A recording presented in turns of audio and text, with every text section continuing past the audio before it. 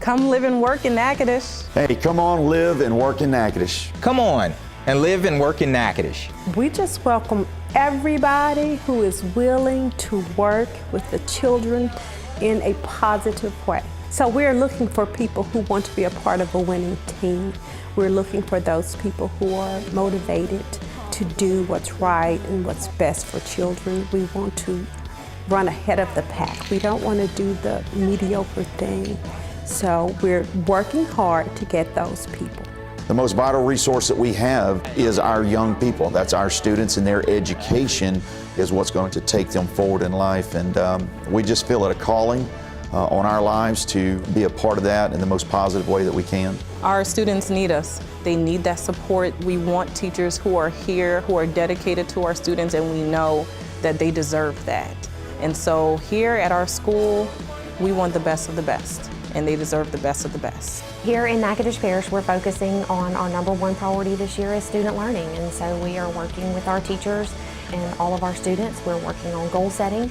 We are having them focus on setting their own goals for personal growth, both teachers and students. Hopefully is going to lead to student growth for all of our students. But the other thing is we have beautiful Cane River Lake, we have Front Street, we have the Christmas Festival, we have meat pies, we have so much going on that's positive, and we're here to do the right thing because we truly believe that children come first. It is important to have a facility that you're proud of. Not only to have a classroom to learn in, but a facility that you can say, I'm happy to be there. Every one of our schools is under construction of some form. I love this community, and I think this is a great place to grow up and live and work. I'm a product of the Natchitoches Parish School System, so I think the teachers and principals who I learned from did a great job. I really applaud what teachers are doing to make sure our students are reaching those targets that I know have been set for them. Regardless of where they start, we're going to grow them and improve them in their skills so that when they leave us, they're prepared for a fulfilling life. And whatever role they choose, we're going to prepare them to be able to compete and go after all of the goals they've set forth in their life. The school district having formed partnerships with the education department, I know that those teachers strive. They find a way to help ensure that those individuals are able to learn. Come on and live and work in Natchitoches. Come on and live and work in Natchitoches. Come live, work, and grow here in Natchitoches Parish School Board. Come on, live and work in Natchitoches.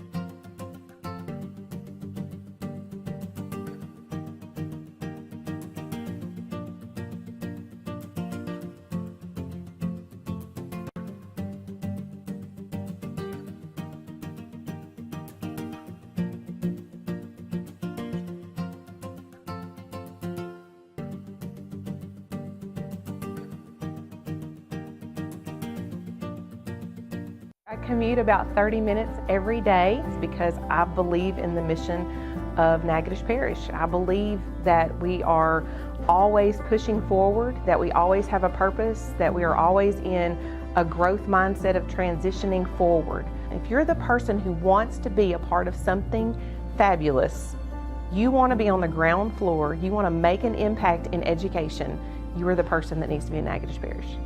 Live, work, and teach in Natchitoches.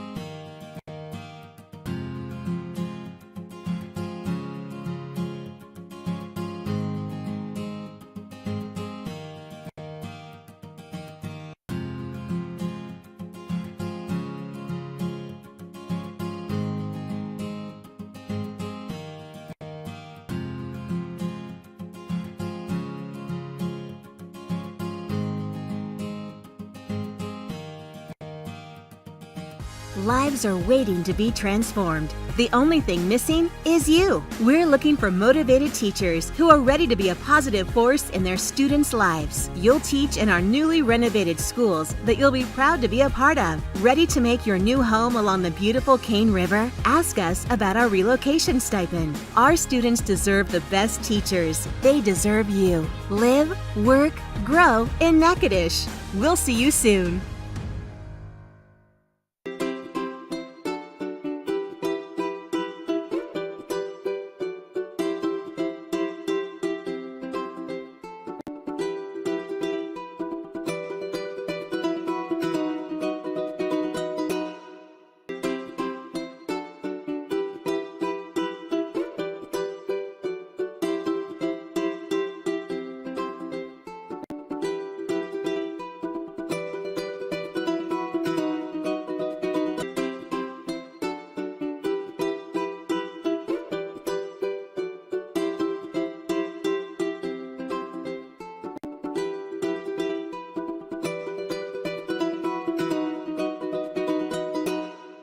There are faculty members that have seen it all. I know they have my back. I know they can assist me in any way possible, and not only just emotional support, but that instructional, constructive feedback that helps me become not only a better teacher, but a better leader.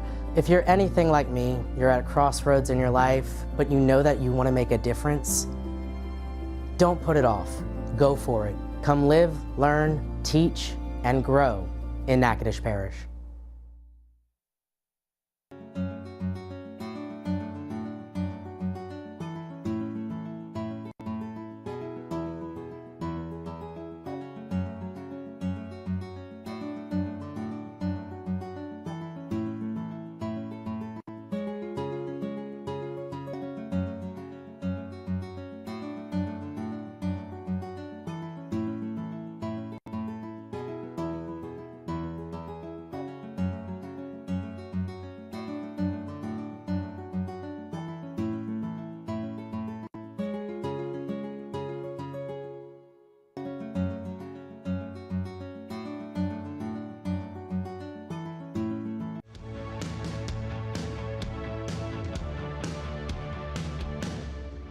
Come live and work in Natchitoches. Hey, come on, live and work in Natchitoches. Come on and live and work in Natchitoches. We just welcome everybody who is willing to work with the children in a positive way. So we're looking for people who want to be a part of a winning team.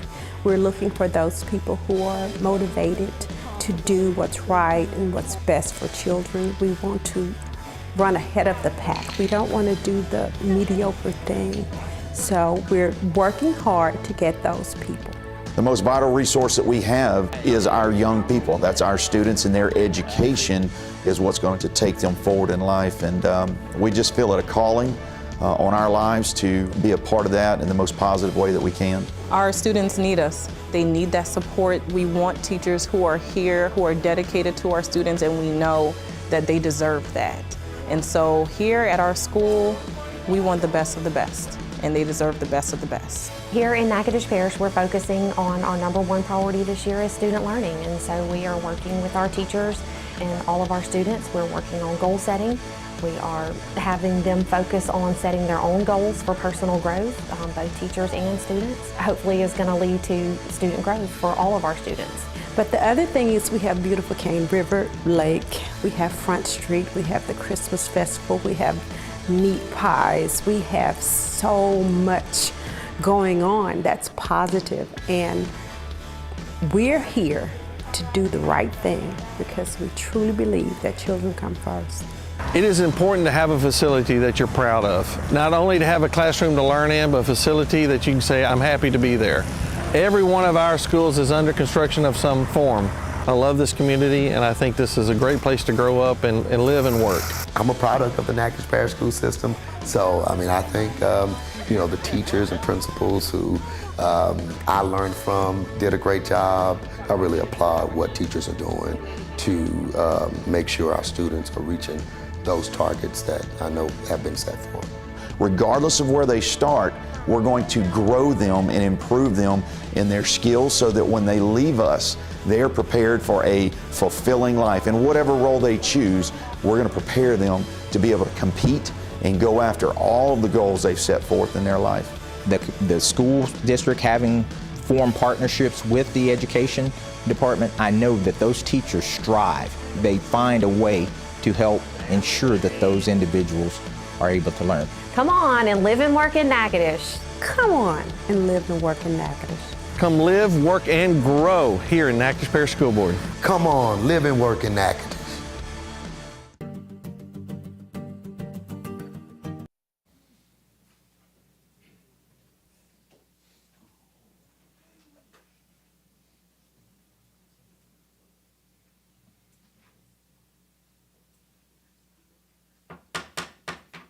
Good afternoon and welcome to the committee meeting of the Natchitoches Parish School Board. We're so glad to have you here with us tonight. And our meeting tonight will look a little bit different because we're doing our committee meeting and our voting meeting all in one. So we hope you brought a pillow and a blanket. We will be here for quite a few hours. And the first thing I would like to do is we'll have our roll call, Ms. Kanika. Mr. Danzy? Here. Mr. Matuire? Here. Mr. Benefield? Here. Mr. Garner? Here. Mr. Harris? Present. Mrs. Guidros? Here. Mrs. Broadway? Here. Mrs. McGaskey? Ms. Palmer? Ms. Phelps? Here. And Ms. Harvey? Here. We have a quorum. Thank you. And as you can see, our room is full tonight. We have our students of the year, and we have parents, and we have ball players. And so as a board member, it's very exciting to look out there and see the parents and the stakeholders in the community. So thank you all for being here, and I will hand this over to Dr. Eloy. So I'm the opposite. As I walked out of my office, I thought there was a protest going on. So I was glad to see it was all good things. So I want to welcome everyone. First, I'd like to start off. We have two large groups here. One is all of our Lakeview basketball players, and we'll get to them in a second because I know they've had a great season. And then we also have, and I'm going to turn this over to Miss Anita Dubois, we have all of our Student of the Year students, and I see a lot of parents and family with them to see them get recognized and receive some awards and plaques. So without any further ado, we'll start with our Students of the Year, and Miss Dubois, if you'll come to the podium. Okay. Good evening, everyone. I'm so happy to see all of you out today. Thank you, parents, for coming. This is probably the most enjoyable part of my job is recognizing the Students of the Year every year. All of you are just some incredible students, and I want to just thank you all for representing your schools as well as you have, and for all of your achievements here tonight. Before we begin the awards thing, I want to also thank my judges. I have the most incredible judges who help me every single year.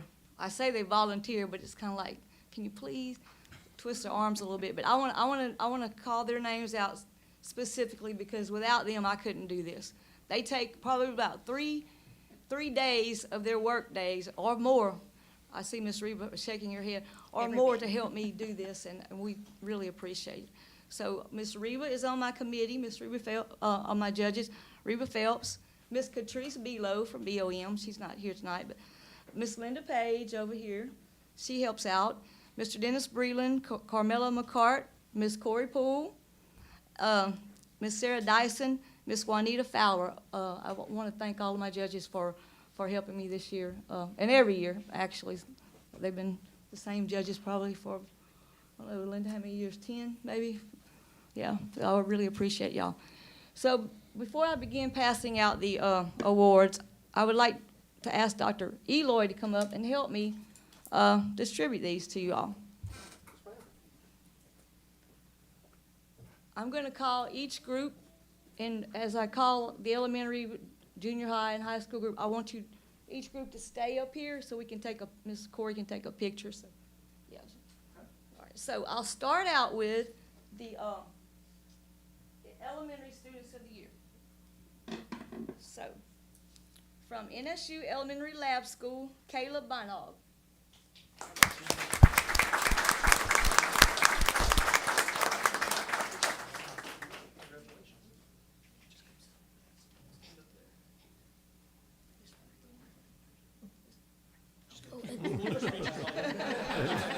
thought you was going to give a speech. Yeah, he's ready to give a speech. Yeah.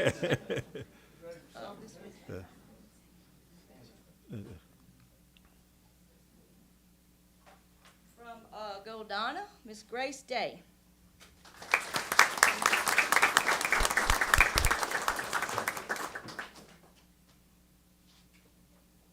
From Fairview, Connor Franks.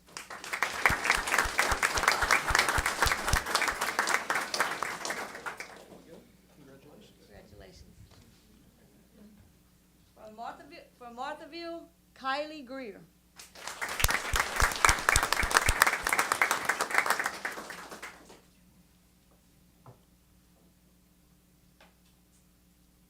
From Natchitoches Magnet, Peyton Hilaire.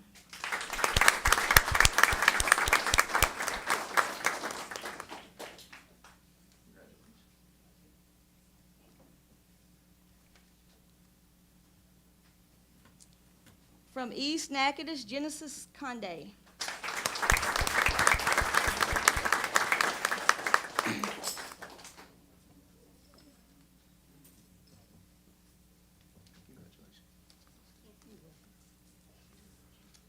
And from Provençal, Eli Walker.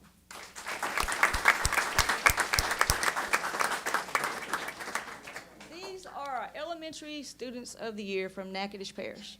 So, hold on, Corey. She wants me to get in the picture. I do not want to be in the picture. I taught them everything they know.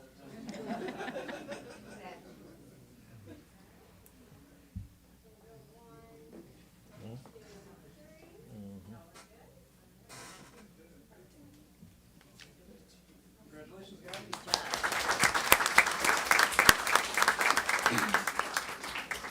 Now we'll move on to the 8th graders. We'll do the same thing as we just did. From Natchitoches Magnet, Mr. Brian Chin.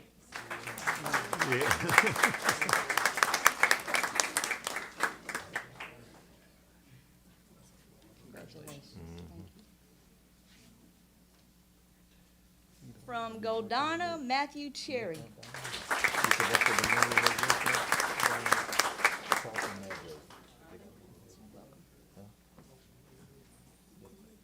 From NSU Middle Lab, Christian Frazier.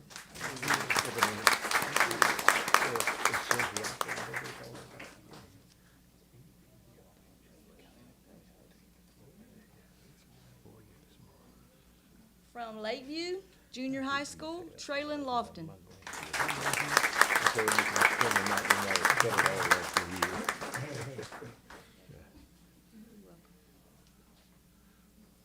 From Marthaville, Junior High School, Blaine Mitchell.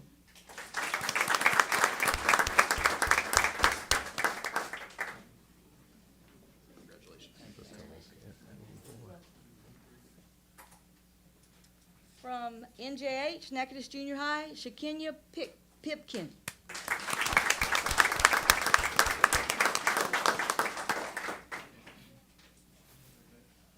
And from Provençal Junior High School, Kendall Preston.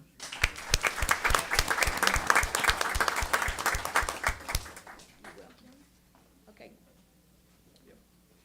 Ms. Du Bois, do you mind if I say something about this group real quick? We have some that are repeat winners, and this is the group that challenged us and reminded us that we asked some of the same questions the first time they were here. So they challenged us to do better, and we are going to do that. So when you come back senior year.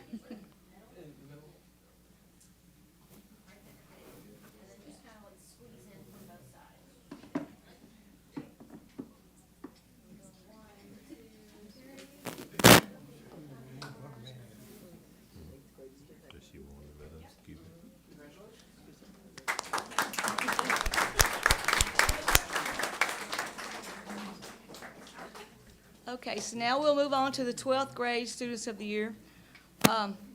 First, we have Ms. Zoe Britt from Lakeview High School.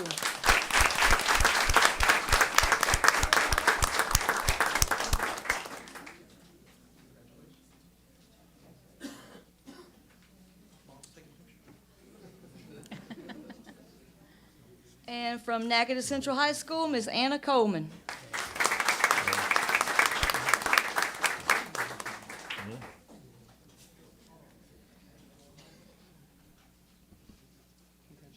Congratulations, Anna.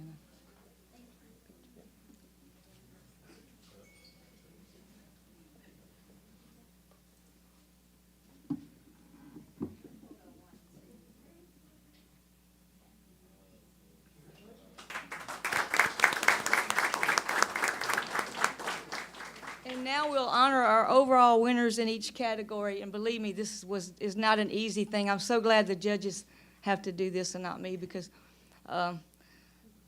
many times it's very, very close. We wish we could give you all the plaque, but you all are winners in our eyes, I promise you. So the elementary Student of the Year for Natchitoches Parish, Peyton Hilaire.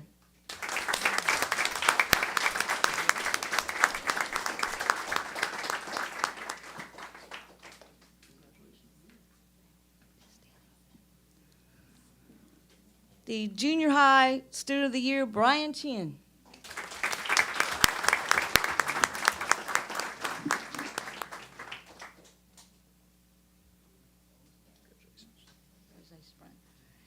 And the High School Student of the Year for this year is Anna Coleman.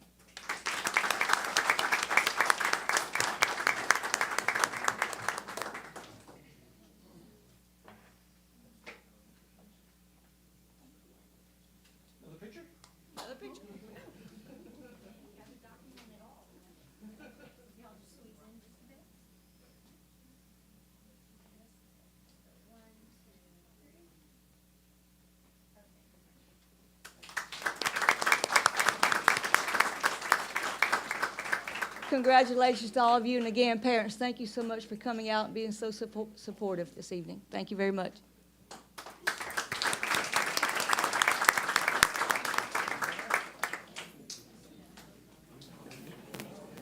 And we'll let everyone kind of exit before we honor our next group.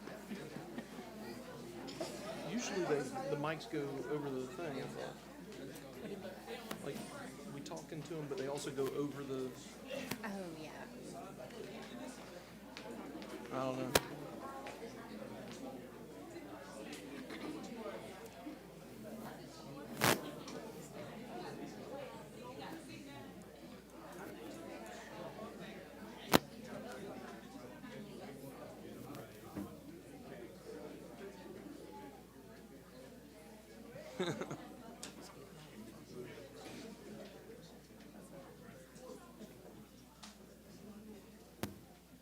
Okay, the next group we would like to honor, the next two groups, both are from Lakeview, both groups of Gators. The first group will go ladies first is the Lakeview girls basketball team led by Coach Fuller. They had a great season.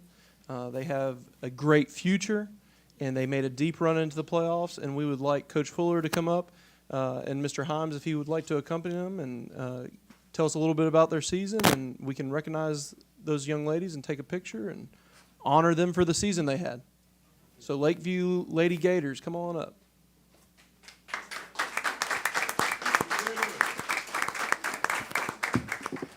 First of all, we'd like to say thank y'all for having us tonight. We had a great season this year. We finished off our regular season number 2 in the state with a record of 20-2. We went real deep, losing by 2 points in the third round. You know, heartbreaker, but it's a process, and we are trusting and believing that we're going to continue to go in the right direction. These girls, they didn't even want to take a break. As soon as we lost, within the next week, they was ready to get back in the gym and start to get ready for this next season. So I'm very proud of these young ladies. They put a lot of work into rebuilding this program. You know, as a coach, I would be less of a coach if I didn't recognize my assistant, Danielle Willis, who is just like, and my other assistant who's not here right now, Miss Serena Edwards. They do such a great job with the, you know, as being a male head coach, you got to have you some strong women around because when you're the only man in the room, it get kind of tough, you know. But they do such a great job, and we just most of all we want to thank Mr. Hine for allowing us to do it our way. You know, a lot of times you get I hear other coaches complain about their administration trying to take over their program, not giving them the reins to really, you know, implement the things that they want to. And so I will forever be grateful for him for allowing me the chance to go in there and do it the way that not only me, but you know the path that God set for us. Yes, sir. Thank y'all so much. Let me touch this real quick. 2 years ago, we played a school that some of you probably heard of called Red River High School, and it was at Northwestern State University. And to say short, it had to be one of the toughest nights of my life to see our girls take a loss so prevalent at Northwestern State University, almost 100-10. And so Coach Fuller took over the program after that. I wasn't the coach. Coach Fuller was coach. But we had a long talk before he took over everything, and he pointed to me his strategies, and we say, Coach, let's go with it. And then 2 years later, we standing in a circle for the state finals.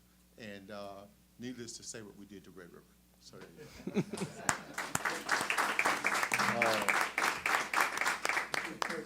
Do I call it? Yes, sir. Madam President, I want to say too that Coach Fuller, I had a conversation with him about the glory days of camping when we were winning state championships and things like that. And he promised to bring them back. And when he said when he was going to bring them back to glory days, I couldn't believe him because of what I saw before then. The girls couldn't even handle a basketball. And he said that they would come back to the glory days, and I want you to know we have just as many folks coming out to see the girls now as we do the boys. And so my hat's off to Coach Fuller, not only in what he does on the court, but off the court. And we'll get a chance to recognize him a little later on, like on some other things. Thank you so much. All right. Do I call them up? Sure. Yes, sir. Okay. All right. I'll start with my seniors. Gonna hate to lose them, but y'all gotta go. I'm sorry, just like right, yeah. I think tomorrow. When y'all going? Thursday. Elizabeth Porges.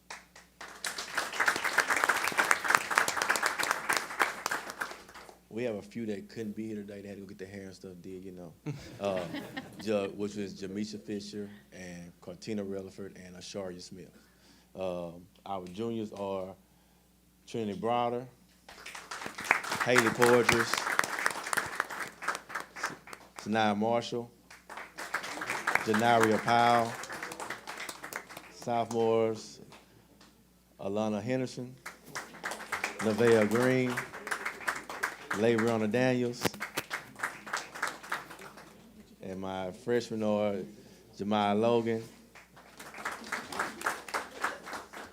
and Janiyah Armstrong. I have two more that couldn't be here because of a AAU team that they're on. This is our two freshmen, Timberland Washington and Janiyah Fisher. Yeah. Coach, you want to get in and we'll take a picture all together? Oh, and I cannot forget who I'm going to really hate to lose, the best manager ever, Zoe Britt.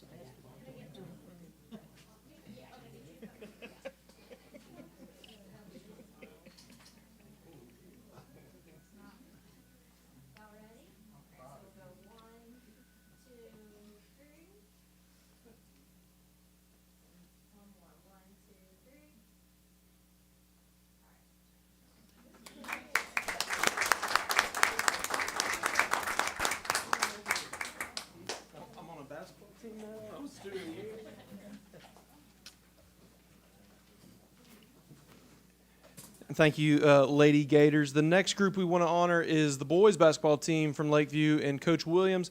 And I do want to, as Coach Williams comes up here to speak about his season, which again, they went deep in the playoffs, and Lakeview has a storied history in terms of boys basketball, and we know they're going to continue to do great things. But I also want to mention that Coach Williams is doing a mentoring program at Fairview Alpha. So not only is this team doing great on the court, but they're paying that back to the younger kids in their area, and I think that just speaks to the quality of his young men and speaks to the quality of him as a coach. So, Coach Williams.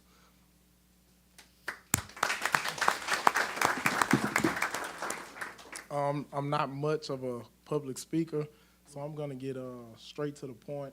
I'd like Mr. Himes to come up here. Come on. Mr. Himes gave me this job when Lakeview had a bunch of superstars. Come on. And he told me, Coach, this team is going to be good for 1 year, and then you're going to be back to normal. And I said, Mr. Himes, you give me 2 years, and this team is going to be back on top with these superstars that you see. And he said, Coach, I don't see that. And I said, what you going to see is hard work, though. And what every one of these kids did is they worked 365 days a year. They in the gym. Mr. Himes say, Coach, we got an event in the gym. I'm like, no, move it to the multipurpose room. We want to work, and those kids want to work, and it showed off.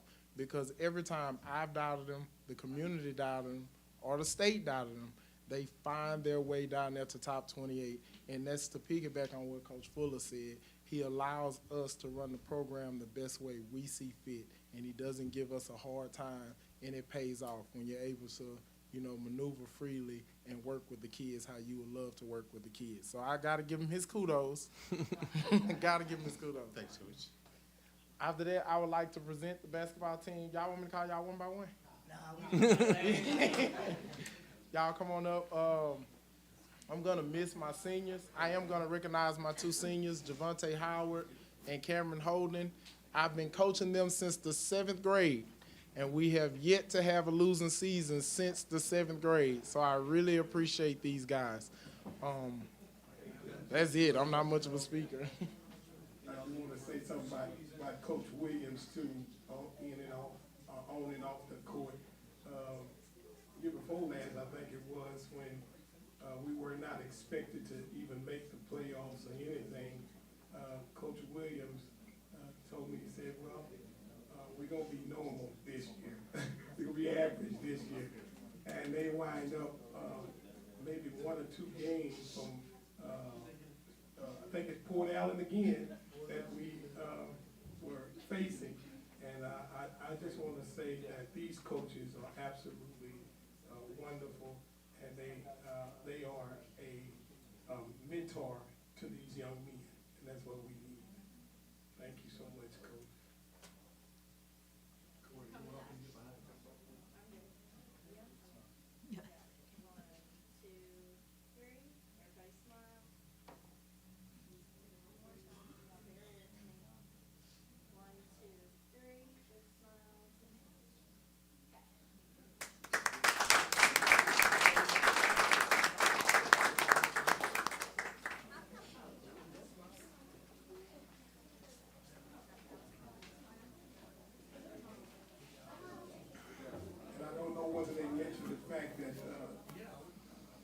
Dylan won state champion in the triple jump.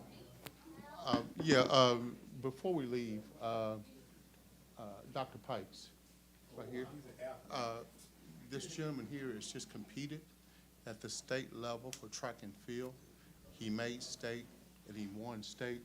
Coach Fuller, you want to? Yes. Not only do we serve as the girls coach, but we also the head track coach also. So many hats at Lakeview. But we cannot say enough about Dylan Pikes. It's the true testament of being relentless. Last year, he went and he got 4th in long and triple jump. This year he said, Coach, when we left, he said, Coach, I'm not going to leave with this feeling again. And he took it serious to another level. I'm talking about even when we couldn't get on our runway, he would come over to Northwestern and practice. You know, so this year he did two. Not only did he win the Class 2A state championship in triple jump, but he also was third in the long jump, and also set a new school record for Lakeview in the triple jump. You know, replacing great Trey Kirkendall.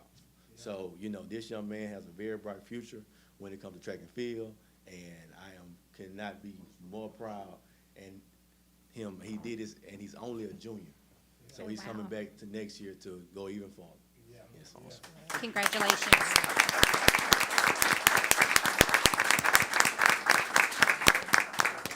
Now, real quick as we wrap it up, I told Dylan if he made state, one state, I was going to buy him his new track shoes.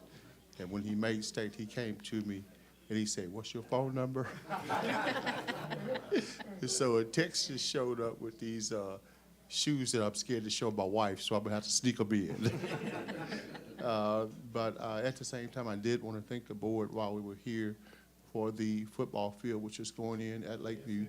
And do yourselves a favor and come out and just peek at it for a couple of seconds. You're going to be just truly amazed with what they're doing out there. I didn't know the process was that, you know, in-depth, but it's a very in-depth process. Yeah, but it's truly magnificent, and it looked like it promises to be there for years and years to come. And so I just want to say thank you. Maybe dead and in my grave, but that football field will still be there. So, so God bless you guys, and God thank you for from that community to put something so significant in Camp-Ree, Louisiana. Thank you so much. Thank you.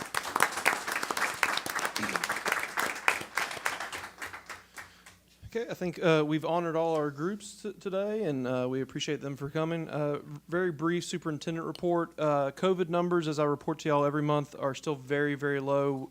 In the past week, we have had a couple positives in our staff and one in students, but again, at that even a full percentage or even a half a percentage of the total student body. Quarantines, similarly, are also extremely low. For the June or July agenda, I will be bringing to the board the discussion of a continuation of the LSU testing program. If you remember back, that program has been in place all year. That's the one that it is completely voluntary.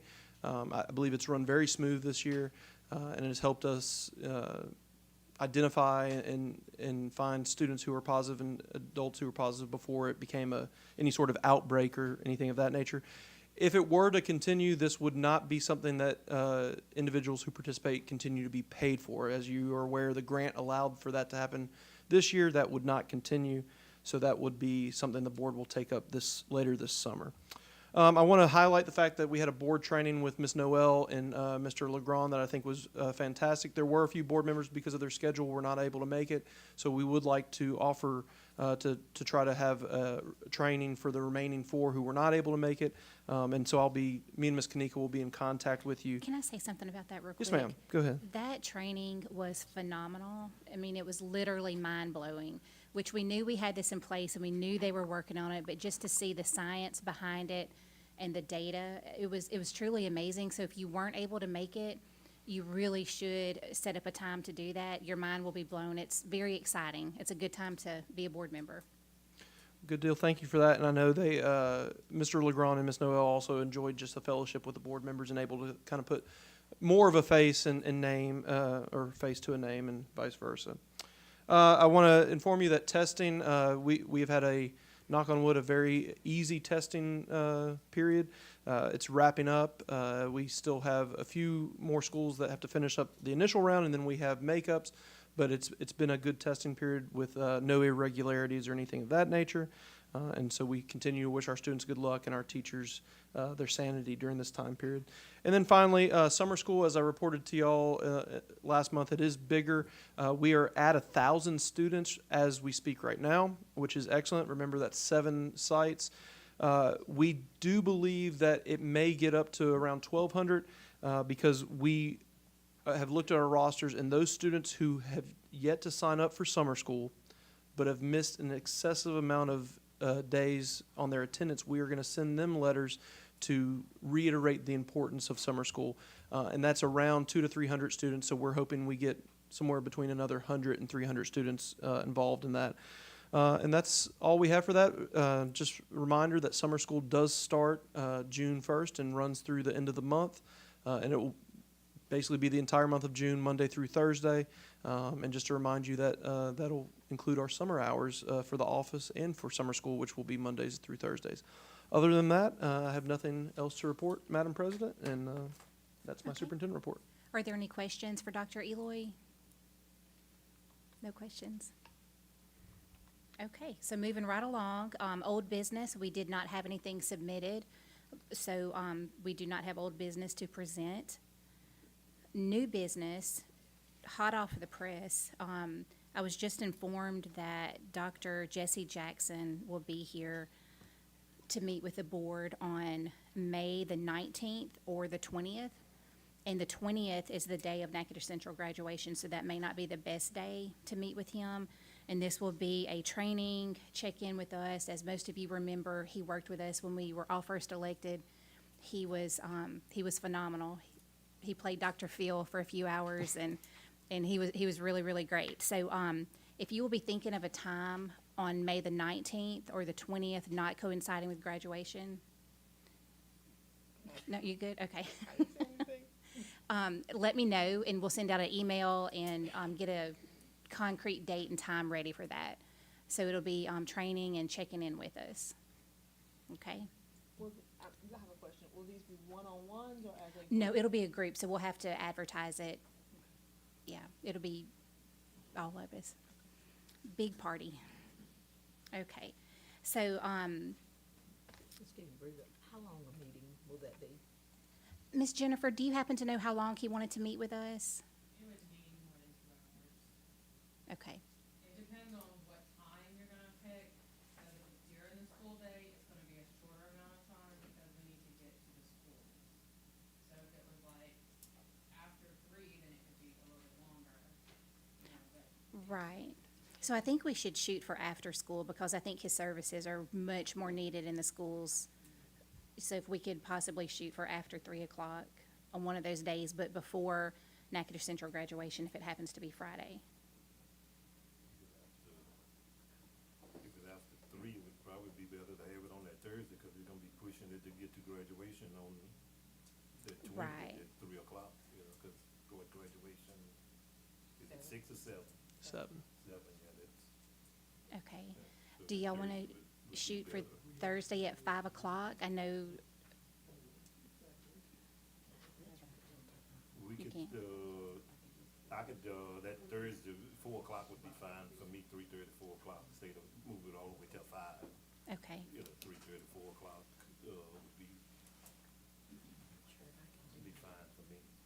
How does everyone feel about 3:30 on that Thursday? Any? Not sure yet? Okay. So we But if will. we have to have it 5, that's fine with me. Later, it don't make no difference, Well, but and I'll say. I think Beverly needs it before 5 as well. Okay. Or before 4. No. Or, as long as it's near the end of the school day, okay. as opposed to being like in the middle or during the school day, but like 2:30 is Southwest time, so. Okay. It'd be fine, 2:30 to 1. Okay. Ms. Rhonda, did you say something? On the 19th. I know. It's a busy time. It's a very busy time. Okay. So moving along with our agenda, we have out-of-state travel. Travel to Nevada, Miss Jacqueline Rainwater, and you'll see the attachment there explaining her trip. That's a JAG trip that happens for that program. Okay, so taking items C through H, it's all out-of-state travel. And if you want to go through each individual one, we can do that as well. So I can really quickly, I can say Ms. Ingram's is for the AWARE grant, and that's PD for, that's involved with the AWARE grant. Then Lakeview, that's a basketball camp for the team. Then we have Ms. Paula Callender, who's being honored for the Presidential Association of Science Educators. It's PAEMST. And if y'all recall, she was invited to the White House pre-COVID, and they're just now wrapping up all of her honors because they were delayed. And then another also Lakeview basketball trip as well. 2 Lakeview basketball trips. One's girls and one's boys, right? Yes, ma'am. Okay, any questions pertaining to the out-of-state travel? Okay. Our informational reports, item 6A, we have Ms. Washington with us tonight. If you'll make your way to the front and tell us all things great. Good afternoon, everybody. As of right now, we're at the end of the year, getting ready for summer school. Ms. Rochelle, she did give us the names, so that's going to give us a big jump on that, getting all of the routes situated. So that's what we're working on right now. And then once we get the other names for the attendance part of it, we should be able to just add those into the route. So hopefully everything goes smooth and everything will be taken care of by then. Basically, right now we just have field trips. So we're getting all of that situated. But other than that, we haven't had any issues. We're still pushing recruiting, looking at hopefully getting some coaches to come in, so they can take their teams as well. But throughout the summer, we're pushing recruiting, so we're getting new drivers in. As of right now, we have 3 we're training, so that's going to add to everything. So we can work on those routes, making them shorter and better for the next school year. That's great. Do we have any questions? Yes. A question about maybe CARES money or something for giving the bus drivers some CARES money if you had it. Well, and I know that's none of that was brought to my attention, power but like I said, I didn't know anything about it. I did reach out to Mr. Wascom, and he explained to me that he wasn't sure about it. But I think when the COVID money came in 2020, they dispersed that or whatever. But as you know, a lot of my drivers were coming asking me about it. But I did reach out. But far as I know, there was not any. So I can't really say exactly. Okay. Okay, any other questions for Ms. Washington?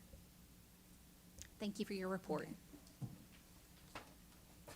Okay, item 6B, we have a child nutrition update. Ms. Higgs.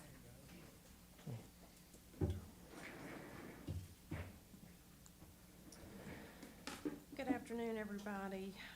Things are going well in child nutrition. We had a nice claim of $389,000, $765.18 for the month of April, which is great. The warehouse, LP Vaughn, Natchitoches Junior High, and Goldana each received an inspection from the USDA. All sites passed inspection with flying colors, and we received some very nice remarks from the inspector.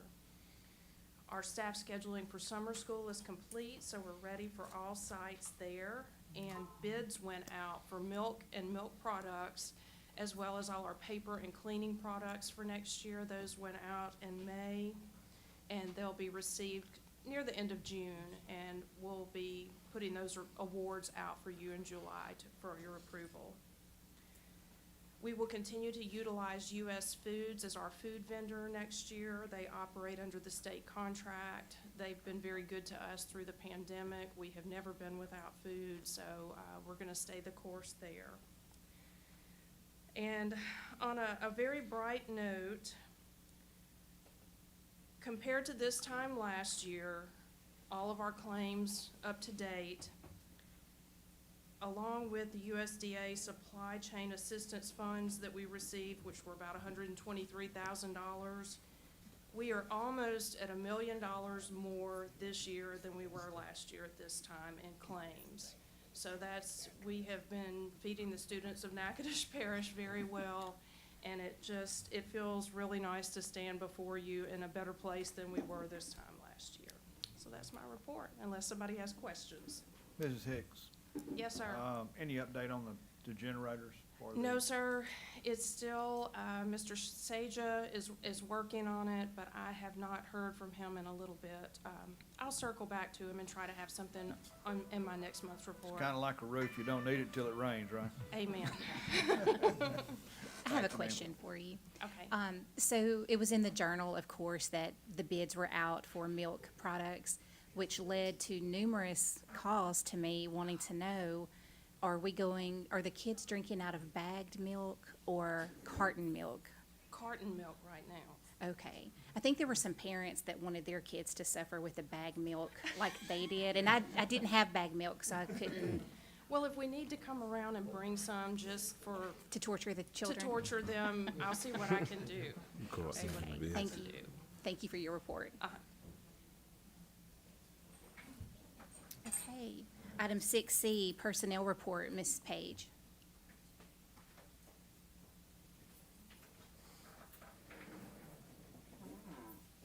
First, I'd like to say I'm glad to be home from all the traveling, and I can't wait to report on my recruiting efforts next month. We have a lot to do tonight, but I would say that because of all of our new things and all of our new incentives, the neighboring districts have been showing up, calling, sometimes sneaking to call. It's almost funny. But that's it. I'll save it until next month. If you look at our personnel report and have any questions, please ask at this time. I got a question that's dealing, I guess it's dealing with personnel. With the special need kids, and all our teachers certified to teach special ed? No. Are all certified? Is it certified in special ed, the teaching special ed? That's what I was. Okay. You would know a number that's not. I could not. Okay, that's fine. Are certified but not certified to teach SPED, but not all of them are certified Okay. in any area. Oh, We have a. Ms. Lacaz, you can address that. So 83% of our teachers teaching special education are certified. Could you come to?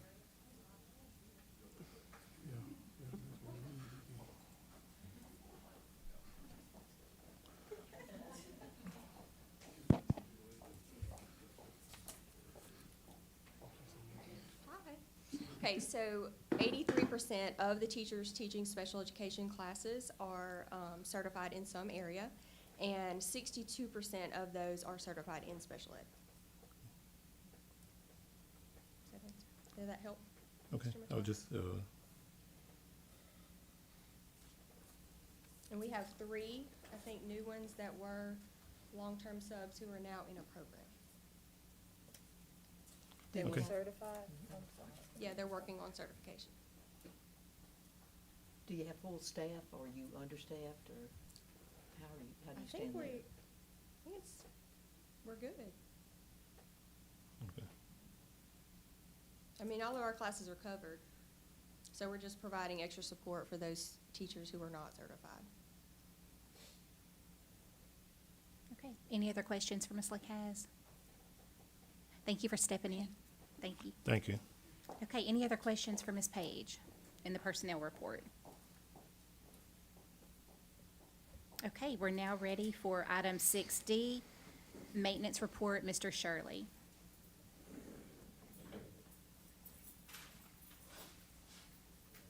Good afternoon, everyone. How are y'all? Good. Just some few items that stand out. Our warehouse parking lot, the new side has been completed. They are currently working on the fence, and that should be done shortly. It will take a little while before they start on the main parking lot that leads to the bus barn due to high traffic and things. I think they're actually waiting for school to be out before we start that. So that's actually all coming to an end soon, I hope. Bats at Natchitoches Central have been removed, and every hole has been sealed, so we should be good there. Marthaville has had bee issues for years, as everybody knows. We actually removed another hive, and should be sealing that back off Thursday. Can we sell that honey? Is it something we could If you- sell? If you would've seen it, it was awesome. It was big. Oh, it was huge. Yeah, What the I was deal? quite impressed. Payne's Lawn Service is actually gonna meet with us tomorrow with the principals to go over some, questions and answer sessions for the principals on their schools and what times, we need to be there. As far as the schedule, right now, I think the schedule is falling every 7 to 10 days. They're touching, each individual property unless rain has came in, so, we're gonna try to get a little better hold on that to see exactly how it's going, but he's gonna meet with, the principals tomorrow and try to do some Q&A with those. Construction, update. Magnet, LP Vaughn, Weaver, and East, has pretty well came to an end, so we're done with those, thank goodness. Natchitoches Central and Marthaville both are still ongoing. Lakeview football field is now underway. Of course, they brought that to attention, so it's underway. And Goldonna still has, some issues that, we'll be taking care of, eventually, soon as we get the, okay to go. Anybody have any questions? Mr. Shirley, Fairview, you were checking with that company and they were bringing an outside vendor in to look at their Yes, water I have not, quality. I have not received Their report? their report yet. I'm still waiting on it. Actually, I'm glad you reminded me. I will touch base with them again tomorrow to see if they have the report. I gave them my email address. I so see you're repairing multiple leaks. Oh, That's yes, sir. As a And result of that, right? that's- That is ongoing every day. We could replace stuff out there. That's how bad that is. Thank you. Mhm, yeah. Mhm. Anything else? Yes, sir. Because I hadn't got the final on that yet. He brought up the DEQ is actually now going around doing inspections of our facilities with the ponds. They've done an inspection on Fairview. Nothing major. We just had a chlorinator that needed to be replaced, and we have to get somebody out there to clean the ditch banks of that. Marthaville has the same issue. Chlorinator's not working correctly. Lakeview is actually good. Goldonna is good. And I think that's the only 4 that we have. Oh, well, and we will have to remove an alligator out there in Fairview, so. Mr. Shirley. Yes, sir. At Fairview, not Fairview, Lakeview, Mhm. in the culinary department, I think we've still been waiting on We're waiting on a part, dish. that dish machine? Actually, me and I think it was Miss Pinkney, we had looked into that, and I had given her all the specs and turned that over to her, and she was supposed to be looking into getting that dish machine. But I will circle around with her and see what she found out, because it does have to be a commercial grade. We were gonna Right. go a little substandard with a substandard unit, but the stuff that they go through, Right, no, it has to be commercial grade, and there's no way around it. thank you. Anything else? I have a quick question ahead. about the question and answer with the mowing company. So in general, is it going well, or is that something the principals requested? Actually, like during testing, they were showing up and we were having to Oh. stop them, so I had to actually stop them from going to the places till about 3:30 in the afternoon. So that's the reason some of them were kind of behind right now, because I didn't want to send them during testing. Right. Because they did show up to one campus right in the middle of testing, and it kind of caused a little ruckus, so. Okay. We're going to discuss all that, and we're going to give them the option to, to say, hey, next year we'll give you a week's notice to stop on a certain date and do certain things. It's just kind of for them to put their input in to what they'd like to see. That makes sense. Thank you so much. Mhm. Any other questions? Okay, thank you, Mr. Shirley. You're welcome. Item 6E, receive budget update, Mr. Wascom. Okay.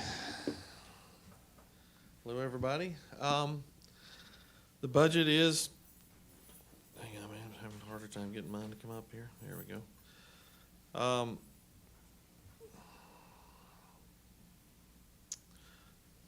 The budget is pretty much where I expected it to be at this time of the year. Everything looks on track. I would tell you that, look at child nutrition. This kind of verifies what she was just saying, you'll see the receipts of 2.9 million at the end of March, the $2.5 million worth of expenses. So currently we're in the black, 500,000. That's good. That's pretty healthy. You can see, if you look at the second column under trial nutrition, this time last year, we were at 2.82 million, and we are at $2 million in expenses. And so there wasn't as much cushion there, and it was a little tighter. I will say that I think we're going to do pretty well with child nutrition overall because of summer school. Summer school should be good. A good input. That will actually add to the revenue coming in for child nutrition. That is unexpected. Title I looks good. ESSER funds, the COVID money, the COVID pay, I forget how we call it. The COVID pay that went out in April is not a part of these numbers under ESSER 2 and ESSER 3. So these numbers will start to significantly increase, okay? Particularly I think in ESSER 3, that number will be significantly higher. All right. Are there any other questions regarding anything here? Okay. And that concludes the finance report for this month. Yeah, let's go to sales tax report. As usual, bring it up, go all the way to the bottom, and then page up 3. I had to sit there and count it while I was waiting to come up here. Go all the way to the bottom. Now, the very bottom is the car revenue is down 2% last month. But look how consistent it is, whereas the car as in last year, it was fluctuating more, but this year it seems to be we're always collecting about the same amount of money each month. But go up 3 pages. One more. There, right. Oh, down. No, down a little bit. Right there. The very last column, the very last line of the very last column says that April collections were up 3.45%. Slightly worrying until you look at the previous year. If you'll look at the difference between 2021 and 2022, 2020 and 2021, there was a 40% increase. So not only did we match that increase last year, but we also increased it by an additional 3%. Last month, I reported a 39% increase in the month of March, as you can still see it on the second line up. And once again, this time next year, March is going to be the month to beat because it's really hard to beat a 39% increase. This time last year, April was the month. And so, in spite of everything, I think this is actually very good. We were keeping up with up against an exceptionally strong year this time last year. But it is 3% up. If you page down a little bit, let me see. Keep on going. Right there. No. One more down. Keep one more page down. Keep going. Right there. Okay. The very last column, very last line. All the way to the right, our average increase since July is 16.88%. That's distributions. That's the amount of money we've actually put in the account. So, anyhow, that's pretty significant. We've done quite well with that. So, Good news there. Are there any questions for Mr. Wascom? Okay. Sales taxes. Yeah. Thank you very, very much. I think I'll just stay here for Russ's report. All right. Finance, Facilities, Services, and Insurance, Mr. Danzy. Item number 7A, I don't think we have any bids, permission to advertise for bids, we have none. Item 7B, we have no action on bids, it's in process. Well, we actually do. D is the action on the only bid. 7C is Brookville School. I'll speak to that real quick. We put out an RFP. The nature of this RFP was anybody from the public, please present an idea of what y'all would like to do with the facilities. It was to share your vision and everything you would like to do with it, finances, your possibilities to finance it all.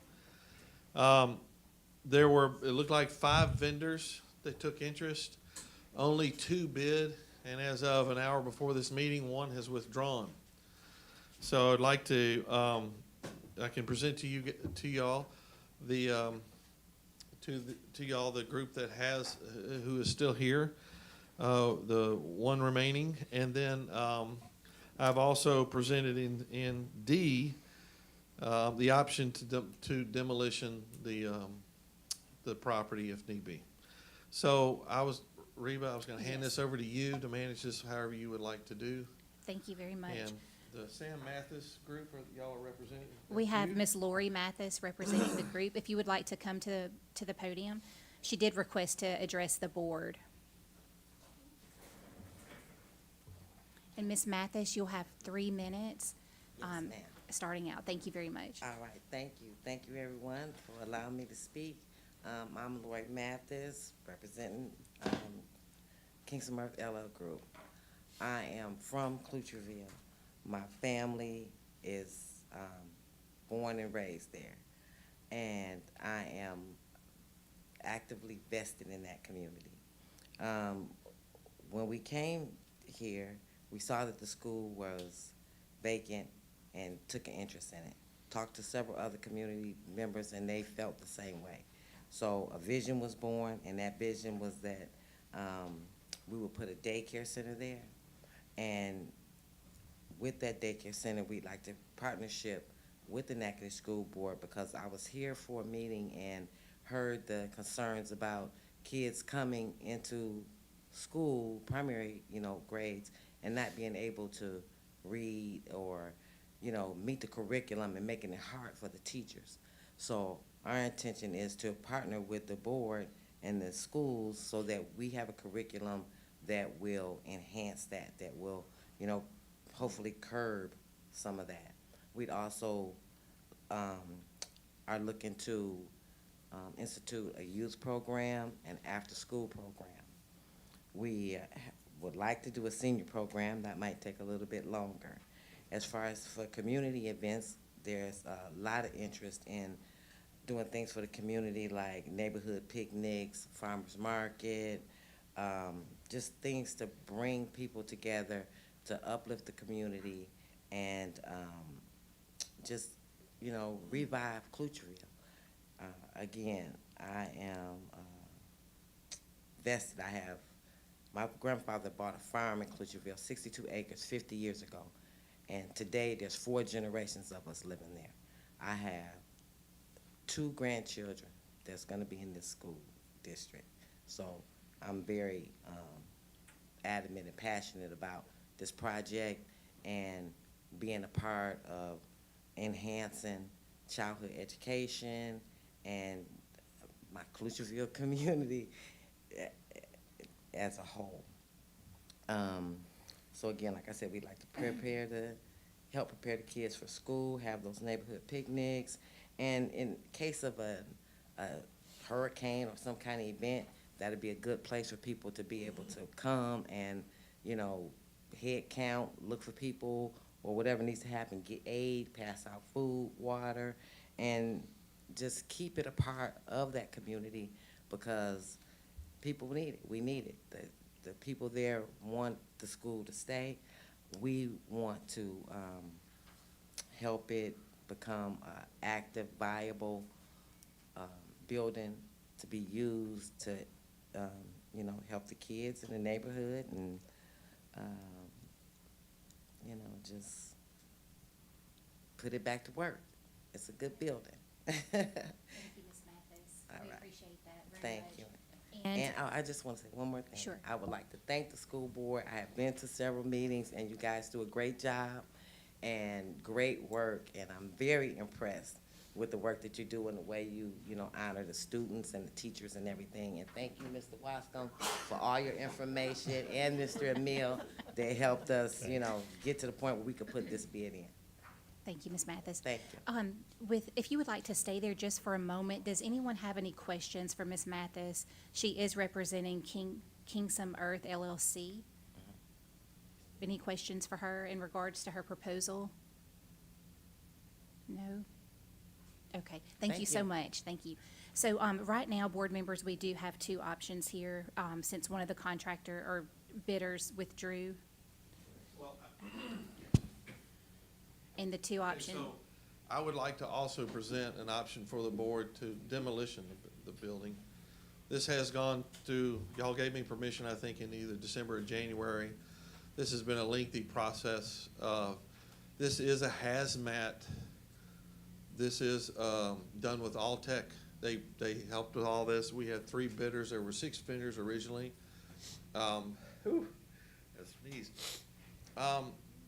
So the price of $374,000 is to basically get rid of everything. It's concrete, all of it, and it is to take care of the asbestos in place. They are prepared for this, and this includes complete disposing of it, proper disposal of all of this. And Mr. Wascom, I didn't know if we wanted to ask John Geis to speak to other issues as this relates. Specifically, Mr. Geis, if you could speak to the asbestos issue, which, the liability concerning that piece. What I got here, well, first of all, thank you. Are you mobile enough?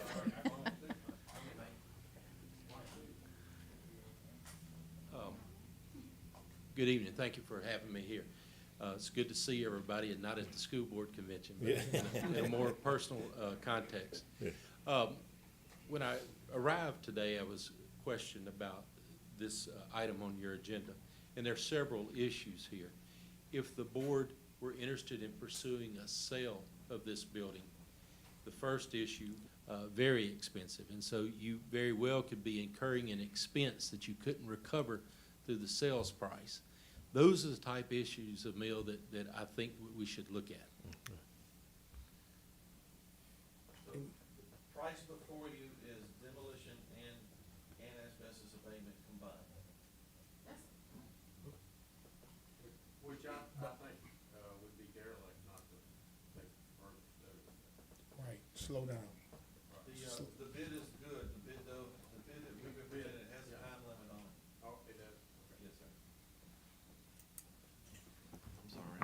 I guess the question would be to the ones who have bidded to buy the building, is there capability of abating the asbestos and other questions, and that would only be done through us slowing down just a little tad, so that we can ask those questions, knowing that we do have this on the record as well, that we can go ahead and have it demolition. Reverend, I'll speak to the second floor. It's chock full of it. It would have to be wiped out. That will then expose the rest of that building. It is all over the place in the main older building, not the temporary buildings, but on the main older building, it is all over the place. Unlike certain other buildings we might have, it's not easily kept from being friable. If you start demolition any of those walls, it might become friable, which means it's going to go into the air. I'm not the expert, but this is what was explained to me by the expert, that this building has a good deal of it in there. In the second floor, it has to be scraped off. And so I just want to let y'all know that. Like if we went in and removed just the asbestos, a large portion of the building will no longer exist. So. I'll add this as well. Anyone that's trying to obtain financing on this building, I know the bank that would be loaning the money is gonna have some issues too. Absolutely. So I think these are the type issues that need to be discussed openly and candidly, need to be considered by this board when you make your decision what you wanna do with it. And look, we represent many school boards, and I'm from Catahoula Parish. It's very small and very poor itself. A lot of times, if you leave a school and it becomes a problem in the community doesn't appreciate that either. So I say all this to say, you have a very tough decision that you have to make, and I acknowledge that. Mr. Wascom, what is the time frame on this demolition? I could go make a call to Altech to see if they're gonna allow us to get to the June board meeting, but we might be able to make this decision at the June board meeting. But it's not past 60 days. It was opened April 19th, so I think we have till June 19th. And then we'll have to give a go or no go at that time. And this has to do with construction prices and everything rising, diesel prices going up as well. So the group that has offered the bid, were they aware of all this? All of the asbestos was disclosed as a part of the centralbidding.com that we put on there. And that's actually why one group. The one that reviewed it again, after I reminded them about it, that's why they withdrew. They realized that this is just gonna be too much for Mr. them. Wascom, and they will provide a certificate of expiration on the asbestos. It's been properly disposed for our Yes. records. We're gonna Yes, have well, to have actually, that. I've hired a consultant with Altech. He will actually oversight it to make sure that they're doing it the way they're supposed to. He will represent us as a school board, and he will get all the necessary certificates about disposal. Right. It's a similar process as when we tore down the 9th grade center. Actually, the rules are more detailed now, but, so John, am I wrong in saying the only thing we could vote on tonight, we could table both issues, or we could vote on demolition if that's the will of the board, but that's the only thing we can move forward with tonight that I see. That is correct. I mean, even if the asbestos were not there, you would not be in a position to transfer or sell this property. There'd have to be some other documents that would have to be obtained. We've used Alltel with several different districts, and they're very knowledgeable in this area. And you say with this demolition bid, we have 60 days before we on it, okay it to them? Yeah, yes, and then it will take them 150 days to finish the project up, but yes. I will. Deadline, June. I can leave the board meeting when we're done with the subject, go verify this with, the fellow with Altech and make sure that 60 days is what the bid is good for. But I do know with construction prices and everything going up, they generally have a very, small time, a ticking time with how long they'll allow for it. So if it's 60 days, so actually we have until June 19th. And our Yes, sir. meetings will be, what, the 12 and something, I just looked and forgot already. We'll need to give a notice to It'll be proceed. the 14th and 16th our meeting, so we would still have time to make that decision. And I would like to ask the board, just let me leave the meeting for a while. I'm gonna make the call to Justin, make sure that I'm right about that. If it's 90 days, it'll change your decision maybe. But I believe it to be 60. But the demolition takes care of the abatement issue with the Yes, this price is asbestos. they'll go in first with asbestos, that team will pull off, then the demolition will show up and demo. And I'm talking about, it's just gonna be grass is all that'll be left. Dirt. All the concrete, all the pipes, it's all gone. That's That- necessary to get rid of the concrete slab and the pipes? That would be mandatory because of the asbestos? You wouldn't wanna, the price of the land will be more valuable with the concrete removed than it would be if it were there. Because the new owner, if they didn't have the exact same footprint as the building is currently there, would have to demo it. So it would be more valuable to us to remove it. Okay. So, Mr. Guy's, Yes, sir. is there wording that could be used so that we wouldn't be liable?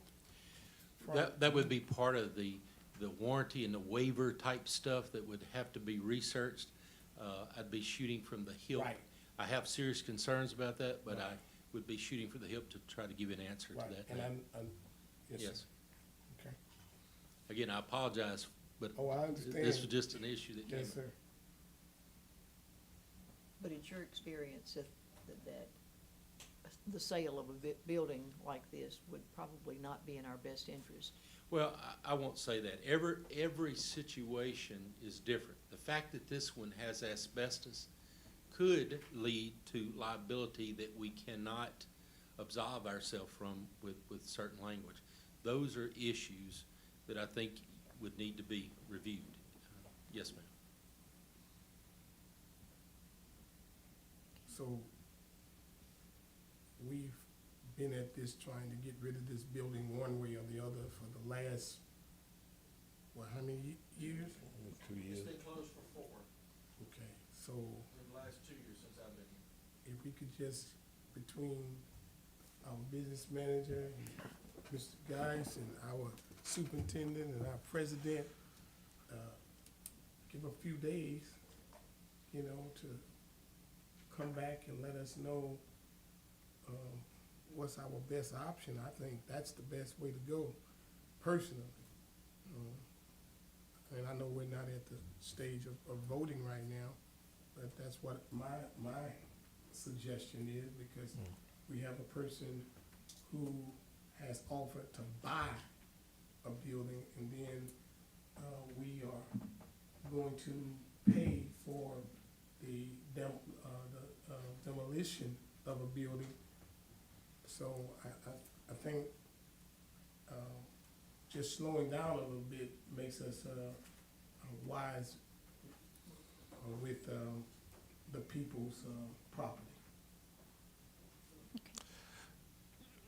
I would like to table it and this, work out all this. We've been trying to work out getting it out of there.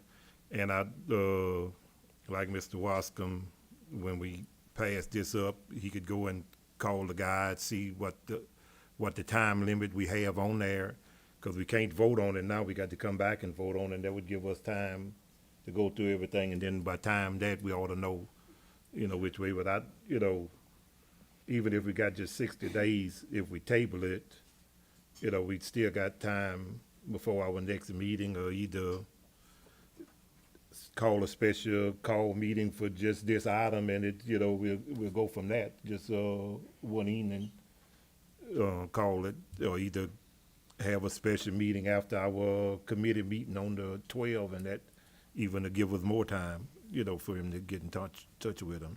And it could be that the company that's offered to buy it may want time to reconsider once they find out exactly what it costs. And then to see what it's gonna cost them to get it out of there, and then whatever Mr. Geis find out with the legal standpoint on it, that way we'll have all that, and we'll know where we need to go from there. One thing I can say, we're closer to a resolve than we were about 4 years ago. I will say that, just to let y'all know, we have $400,000 in the budget for the demolition, and it's been there for 2 years. And I don't want to spend the money, but I want to let y'all know it is in the budget to do this in this year.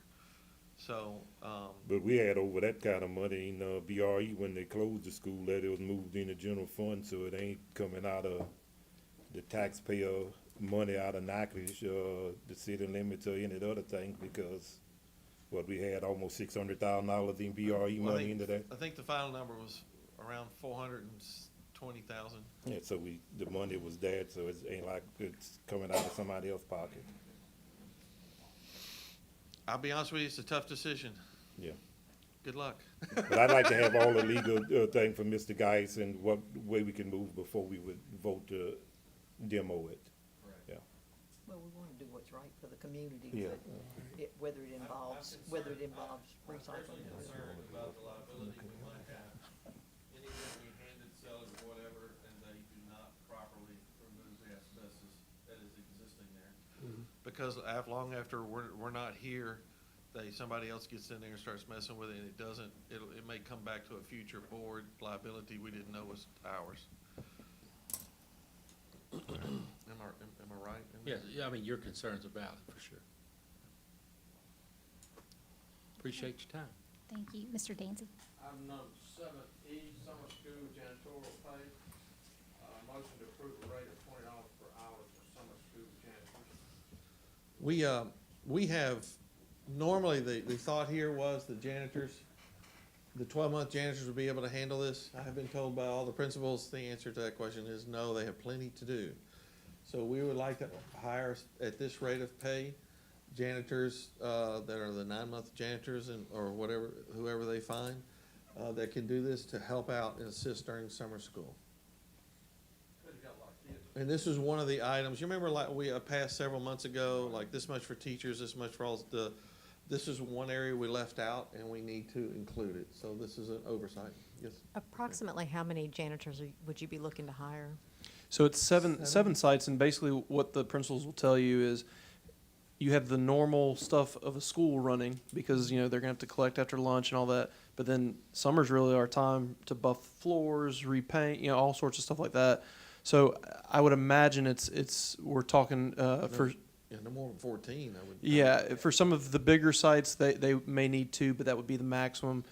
For pretty much all the sites, it's really probably just a one-person type thing, just to cover the summer school piece. And this is funded by ESSER. This is not general funds. Okay, thank you. Are we The having, ESSER funds are available to do this, right? Excuse me? The ESSER funds are available? Yes, ma'am. For this, are we having to pay law enforcement extra overtime or anything different during summer school? Or will we have resource officers? We will have resource officers, but I had the normal conversation with Ms. Lawrence from the Sheriff's Department, and they haven't requested anything that's different than their normal structure, so.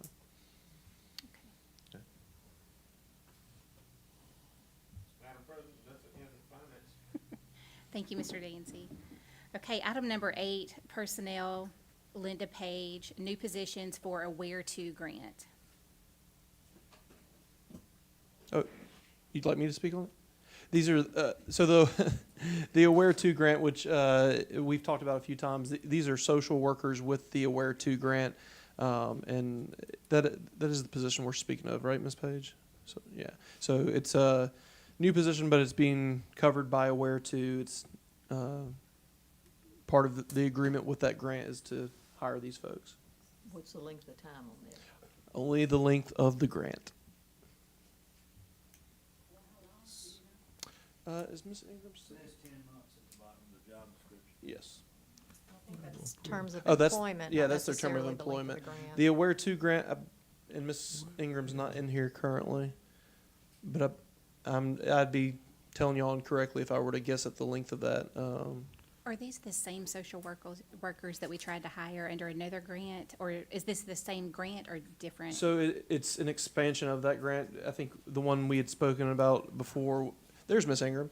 Ms. Ingram, the length of the Aware To grant, can you speak to that for us? I can. It's 5 years. This year is the first. Do you mind stepping up to the mic?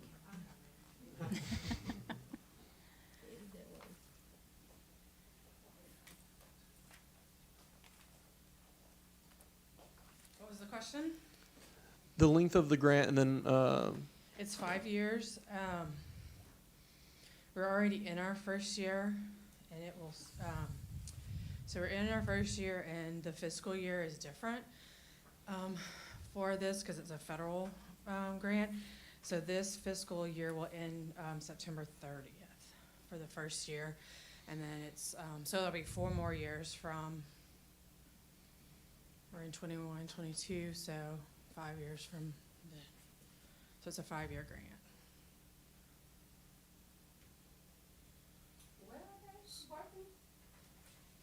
We haven't assigned them yet. How many are we referring to? Well, each year, our hopes is to hire additional. So we're hoping that we get a great big pool. And so my goal is to hire 2 to start in July, minimum, possibly 3. So for this first school year, we had to pick 2 schools, and then each year we are allowed to pick more schools. So. So is this a part of the grant we approved in November for 2 people to? No, it wasn't. It was just for one person. And that's for what they call the community program manager. So, and that's just like the person that oversees the grant. Have we hired for that one? That would be myself. So no, we didn't have anybody apply, and so I'm just overseeing the grant. And then these will be actual social workers or licensed professional counselors who will be in the school and work 10 months in the schools, in the actual schools. They will be housed in the school. NPTC? So this is basically $40,000 a year, right? It could be more. Yeah, well, I mean, it could be more, but. It'll be about, but it's all funded through the grant. The actual amount of the grant, 200,000. well, yeah, that's what I'm saying, yeah. Right, that's just a rough estimate. Do you feel pretty confident that you can find 2 social workers? Yes. Good. I mean, I already have people asking. I've had people asking all year, but I did not want to hire mid-year because we prorate and things like that. And so it's hard, it's difficult, and because we technically didn't start the grant until after January. And so it would, just with school and everything like that. And so it was encouraged by the State Department or whatever that you could contract out or you can hire your own. And another parish was waiting till this summer to hire as well. And I just thought that was best interest to wait and hire starting fresh for next school year. Right. Thank you. And so how will the placement of them be determined? The placement be determined is based on our needs and where I'm servicing children the most right now. So if the program works well, 5 years, is it possible that you can get the grant again?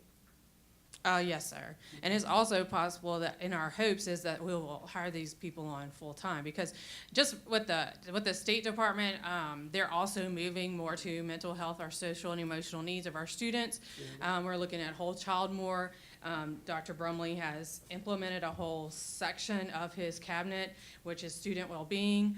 And so it is becoming more and more, and they're understanding that our kids' social and emotional needs must be met. And that's never been before from the State Department, so that's exciting to see. It is considered all the trauma kids Yes. have gone through the Yes, COVID and ma'am. back in school.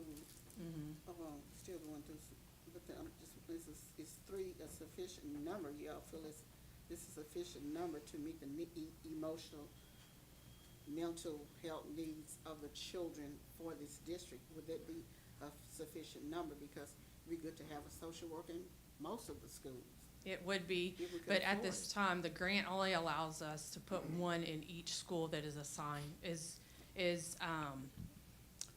we're only allowed right now, right now we have 2 schools that are being operated under the grant.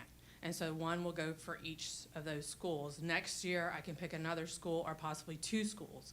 But we can't also know that we have to have people to be in that part and fund that grant. Like right now, I'm serving all of those schools. So if I can get 2 more people, that would be amazing. That will help my job be wonderful. So is it sufficient? No, but it's a great step in the right direction. Right. So it will be a wonderful step in the right direction. And I'm sure that if we show that we have success with the Right. smaller, it allows us to grow. Correct. So, Yeah. I do want to thank Ms. Ingram for many, funerals that we've attended, that it definitely was needed for us to be there, because we've had some people during this time of COVID. It's been a struggle for everybody. Right. Okay, thank you, Ms. Ingram. Okay, item number 9, executive report, Beverly Broadway. okay, item 9A, official school board journal selection. And is this going to be Dr. Eloy or? So actually, Lee, I think was it you who were? Oh, this is, okay. I'm sorry, that's right. So we have to renew our journal selection, and as y'all know, we currently are with the Natchitoches Times, and that's really, unless were to be new legislation, that's the only option based on my understanding of the law. They don't allow for digital at this time. Yeah, and so we have two news outlets in Natchitoches, the Journal and the Times. The Times is the only one that is not digital, so. All right, item 9B, board may enter into executive session to discuss interim evaluation of superintendent pursuant to LARS 4217A1. Mr. Benefield. Yes, this is a good opportunity to sit down with the superintendent and talk about any concerns with the interim evaluation. It's a healthy conversation. I think we should enter into this executive session when we do vote at our regular board meeting. It is good for us to have a firm understanding on where we all are and have dialogue with the superintendent.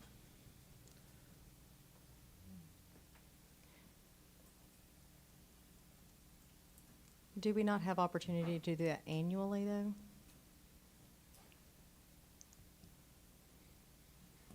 We always have the opportunity to do that annually, Ms. Broadway, but why would we want to wait an entire year to do something when we can, his contract also states that at any time there's some things that need to be discussed with the superintendent, we as a board can meet with him. I And think- so this is an opportunity to do that. I mean, we're just having a check-in with the superintendent. Well, I think it is typical, though. Most people do have an annual evaluation. They don't have semi-annual. To me, this is similar to. Will you speak into the mic? Into I'm the- sorry. To me, this is similar to Pull it closer to you. what we're doing in the schools. We don't wait till after the end of the LEAP test to do our evaluations.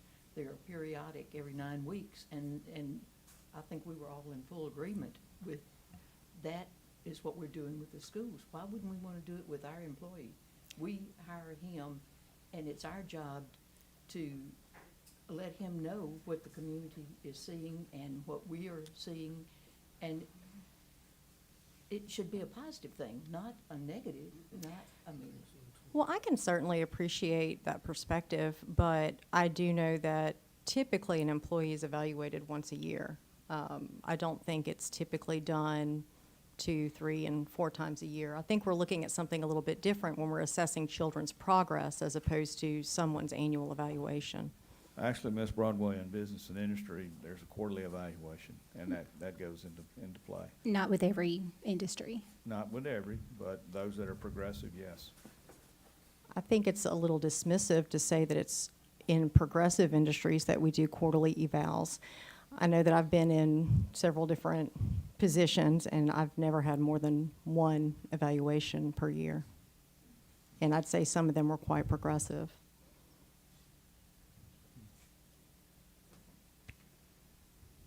And I just feel like we just had an evaluation. Was it November, December of this past year?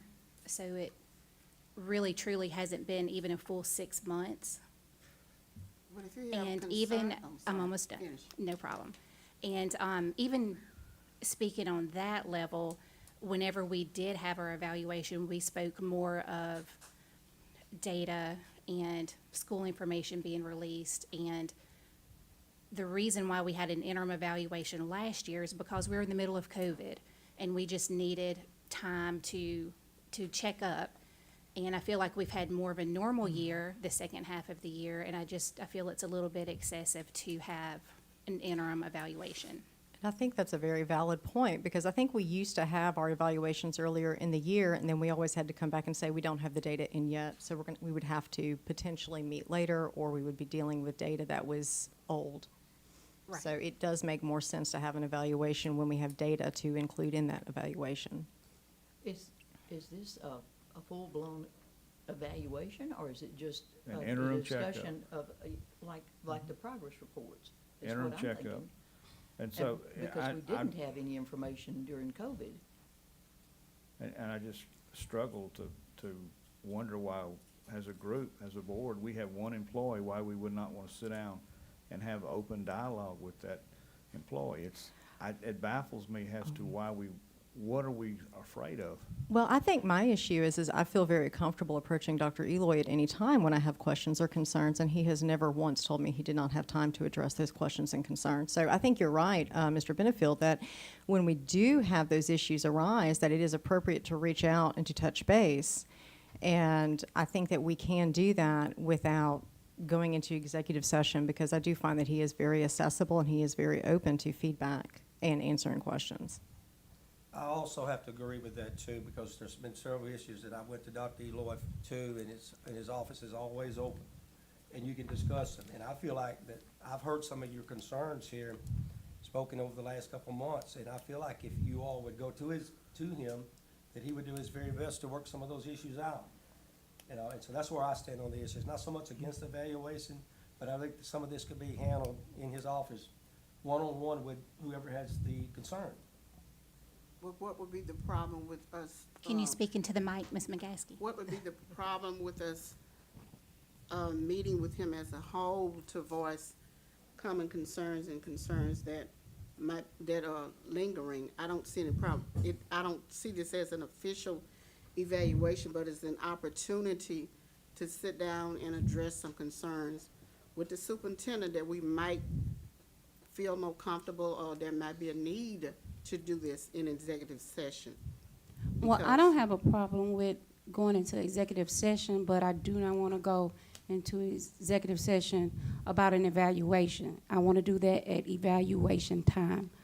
But I don't mind going to discuss the issues now. If it could be worded different, I don't mind going into executive session, but it's saying evaluating. And I mean, I'm just kind of concerned because a previous administrator or superintendent was here, and I don't think there were many evaluations. And if we compare our now superintendent to that last administration, he's doing a very, very good job. So it's like, why is an evaluation so important right now? And it wasn't important during that last administration, and there should have been some evaluations going on then, for sure.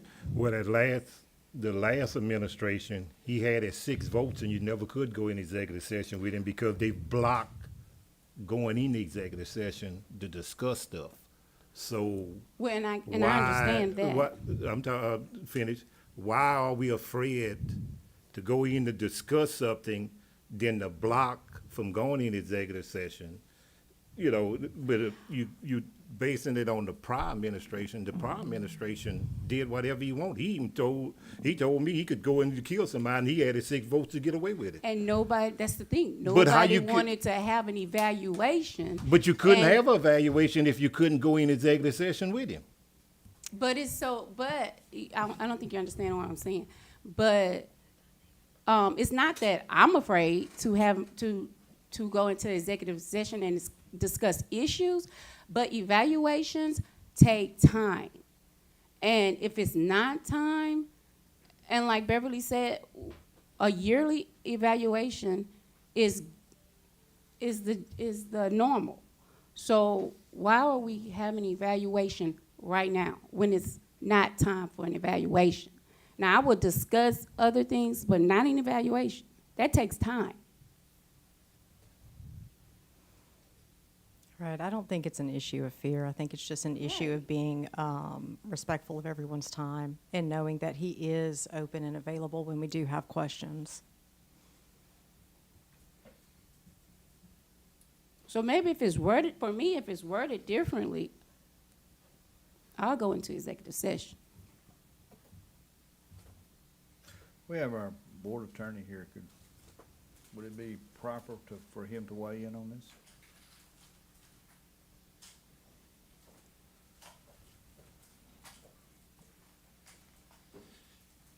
Members of the board, superintendent has a written contract that requires at least an annual evaluation. If any of you have any problems or concerns with him, you can go to him at any time. In order, however, to enter to an executive session, it takes a 2/3 vote of the members present. an 8-member board that would, 11-member board that would be 8 votes. That is the law. I do believe that a relationship between a superintendent and a board is kind of like your health. You should never allow a problem to fester. If you have a problem, discuss it and get it out on the table. Now, I'm not saying that I have an opinion as to whether you ought to go into executive session or not. Some of the things that I think that you want to discuss, I think could be handled on a one-on-one basis, but that is not my decision. My job is to give you legal advice. That legal advice is the contract calls for an annual. The contract says if you've got a problem to call it to his attention when you know that there's a problem, and the law says it takes a 2/3 vote, which is 8 votes of this board, to go into that executive session. So regardless of what is the pleasure of this board tonight, I would encourage any member that has an issue to go talk with your superintendent. You are very blessed as I look at this board. I see a diverse board. I see an educated board. I see people with every type of different skill set. So you have a lot going for you, and I think this is something that y'all will get beyond one way or the other. But I'll be happy to answer any questions that you got.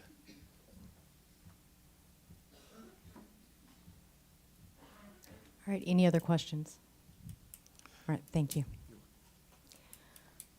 All right, item 9D, NPSB handbook. Ms. Ingram just stepped out. Let's skip to 9E. Oh, there she is. Item 9D, NPSB handbook. Ms. Ingram.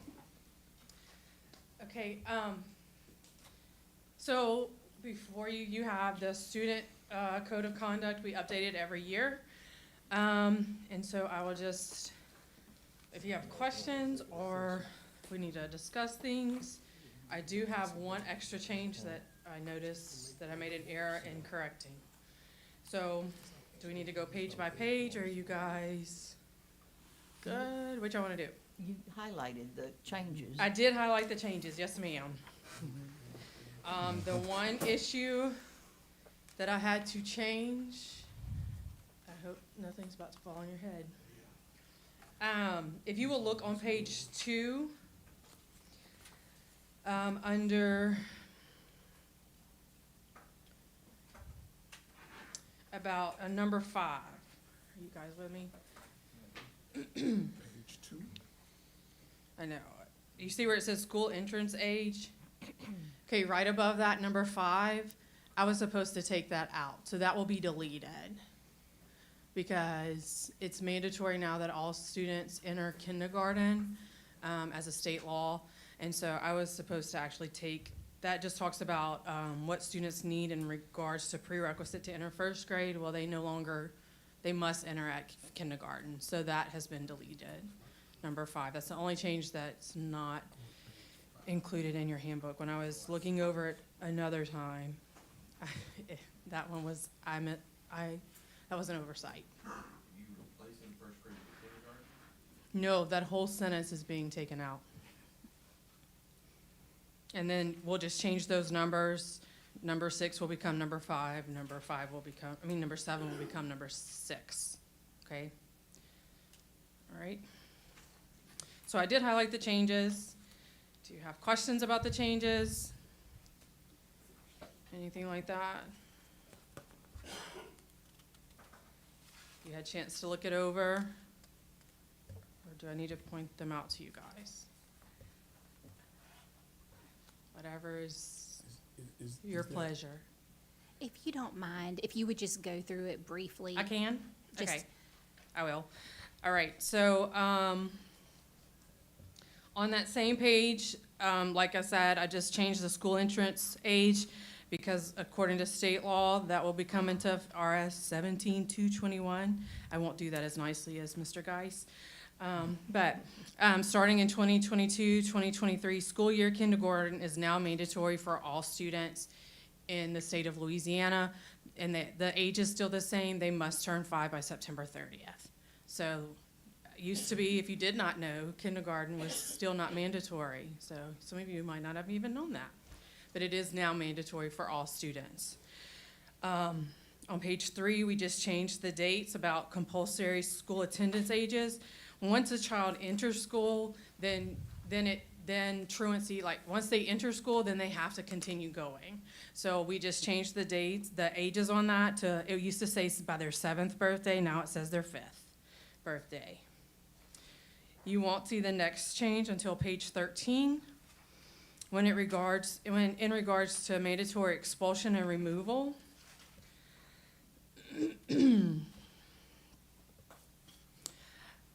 have, I don't know when this took place, but Anita gave me the information that if a student brings a weapon to school, or if it resembles a firearm, that they now, if they're under the age of 16, they must serve a minimum period of 2 complete semesters. And if they're over the age of 16, they must complete 4 semesters of expulsion or removal. And then in regards, there's a bullet under that in regards to drugs or narcotics. It used to be that if they were 16 years or older, they used to have to complete a minimum of 2 years. Now it's 4 complete semesters. So it's 4 complete semesters as opposed to 2 years.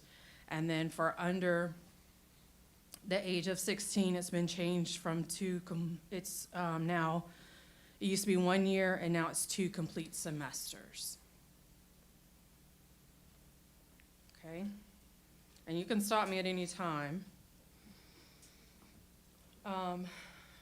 Page 14 on the bottom, we no longer have the redirection program. So instead of it saying assignment to the redirection program, it now says assignment to the Natchitoches Virtual Academy. And I've just replaced that with, Actually, that is incorrect, because Okay. it still will be redirect, yeah. Apologies for that. okay, I need to know that. Give a pen. So what am I changing it back to? Redirect. So it's gonna be assignment to the redirection program? So redirection, it still has existed this year, and Ms. DuBois has put them either to NVA or to redirect. And she'll still have that option, but the vast majority will go to redirect. So I don't know how you want to word that. That was a lot for. Okay, we'll talk about that okay, I'll just put back assignment to the redirection program. Yes. Okay, so everywhere you see it highlighted and says NVA, it will say redirection program.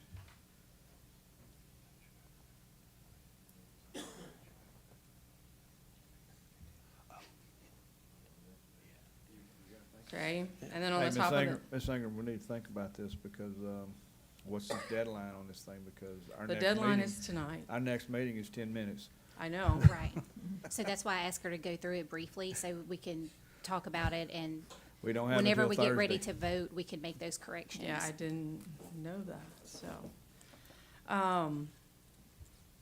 So basically, I'm just telling you that it will go back to, it will say redirection in the highlighted spots.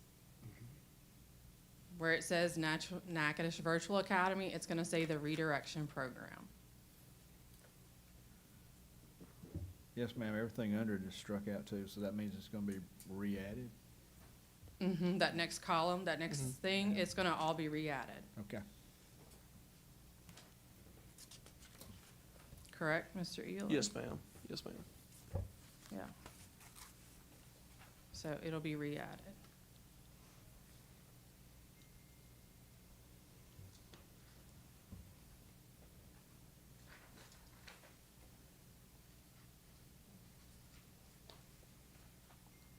Okay, on page 18 is the next change. Under smoke-free zones, and all I added was and vape-free, because some students don't think that smoke-free means vape-free.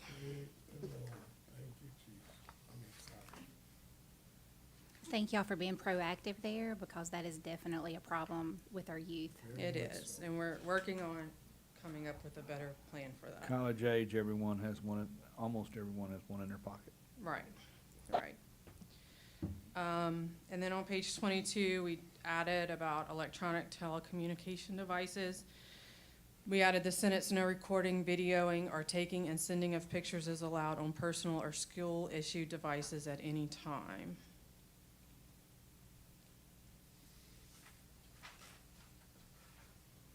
On page 23, where it says computer, iPad access, we just added iPad.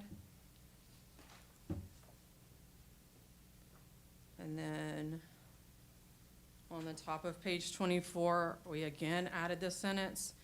No student is allowed to record, video, take, send pictures on school-issued devices unless approved by the teacher for assignment purposes, because they do use iPads for assignments and things like that.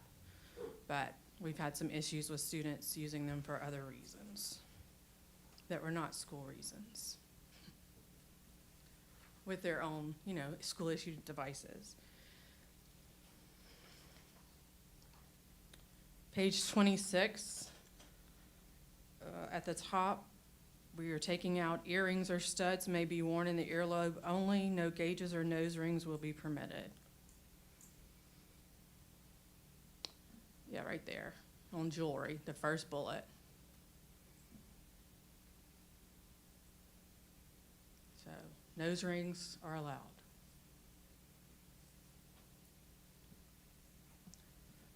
Ms. Ingram, Yes, sir. could you help me? I've often wondered about this word. It says, no bizarre clothing. What would constitute bizarre clothing? Please help us on that. Where are you? Parish dress code policy, right under the second line, and on the school bus. No article of clothing shall be bizarre in style, unsuitable for school activities. And I know that the principal has some discretion, but what would they use for, and maybe you can help us, Dr. I can actually elaborate on that, Okay. because I was at a recent superintendent meeting, and a fellow superintendent who, his district also, they wear uniforms like we do.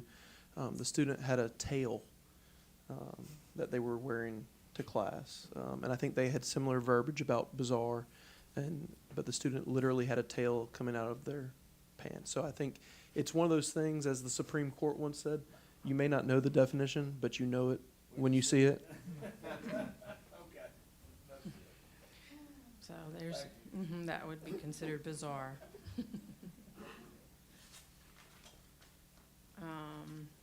We don't have any changes again until page 28. There was some issue with lice control policy, so number 6 was added to say days are excused up to 3 for treatment, and all assignments and work can be completed as assigned. For some reason, they were not being able to get their work completed. So it's written there specifically that they are allowed to make up their work if they have been put out of school for lice issues. And those are all the changes, so.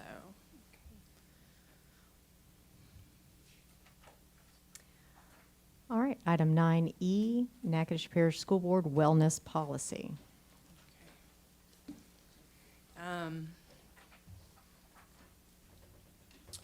So I mentioned earlier about the state superintendent having a student well-being committee, and I can tell you that our last well-being webinar was about writing a wellness policy. And I was like, we're ahead of the game. So, and having a wellness team. So we are just updating it. It's required to update every 3 years. And so I have highlighted the changes again on this policy. It is modeled after the national policy that they give us. If you're not familiar, you might want to look into what's called the WISC model. That's what we will be moving forward and toward, which is called the whole school, whole community, whole child. There's multiple, there's a whole website devoted to it, but it's from And so we're gonna be going whole child. You'll hear a lot more about it if you haven't already. So the only changes basically in the wellness policy is the date on the front. We did add the district wellness committee that met, or that was there to go over the policy. Also though, through the Rapides Foundation, I have coordinators at every school, but I did not want to list them because we only update this every 3 years and they could possibly change every year. However, each PE teacher is one of the coordinators through the Rapides Foundation. So that's why I listed physical education teacher at each parish school does serve in some capacity through the Rapides Foundation. So that's why they're listed on here, because they do form, they do help me with the wellness policy and making sure that it's enforced. On page 4, we just changed it from School Wellness Committee to a School Health Advisory Committee, which is called SHAC. That's what the Rapides Foundation calls it. Our schools have SHAC committees at each school. The only school that doesn't is LP Vaughn does not. Due to the age group that's there, it's kind of hard for them to make decisions about, and it's a little over their head, I should say, the information and stuff that they are required in regards to policy and stuff like that. They actually are not a member. The other thing I did on page 4 was change the website, updated it. Page 6, under nutrition, we added a bullet about school meals, and that's just to operate all child nutrition programs during the approved times for breakfast and lunch, with a minimum of 3 hours between the start of breakfast and lunch being served. So if they start breakfast at 7 a.m., then they have to wait 3 hours before they can actually start serving lunch, okay? On page 7, I changed the website again, and that was all the changes that we actually had to make in regards to the wellness policy for our district. Any questions on that? All right, thank you, Okay. Ms. Ingram. And that concludes our executive report. Thank you, Ms. Broadway. At this time, the committee meeting is ending, and is it the pleasure of the board to take a 5-minute recess or continue? Okay, we'll recess for 5 minutes.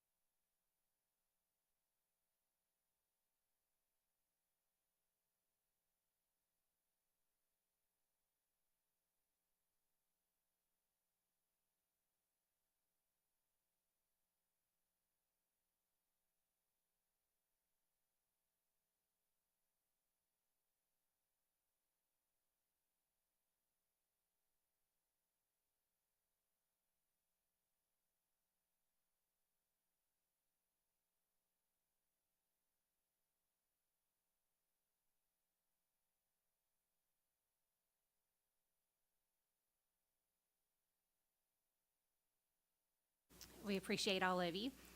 And if we'll now stand, I was going to ask Reverend Harris if he would lead us in a prayer, and Ms. Beverly, if you'll lead the pledge. Let us pray. Gracious Father, we come now, we ask that you would be with us as we take care of the business of the Natchitoches Parish School Board.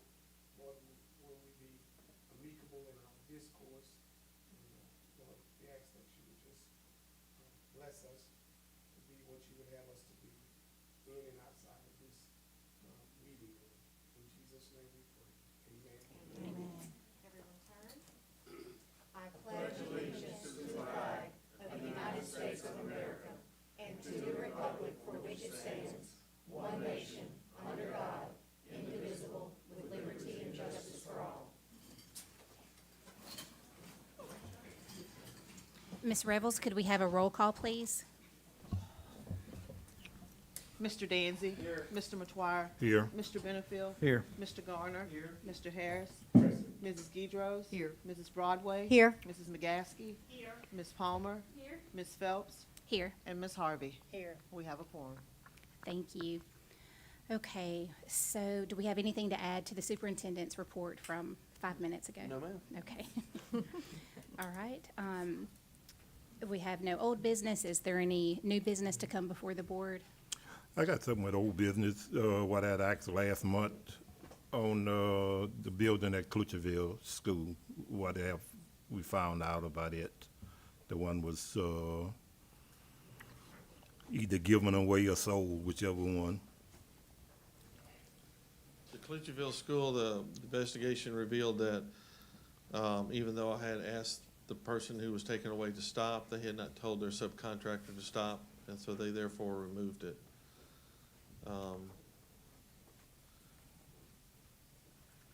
We've taken no action on that. It seemed like we've taken no action with the sheriff's department with that. We do know who removed it, and we do know, and we do know who removed it.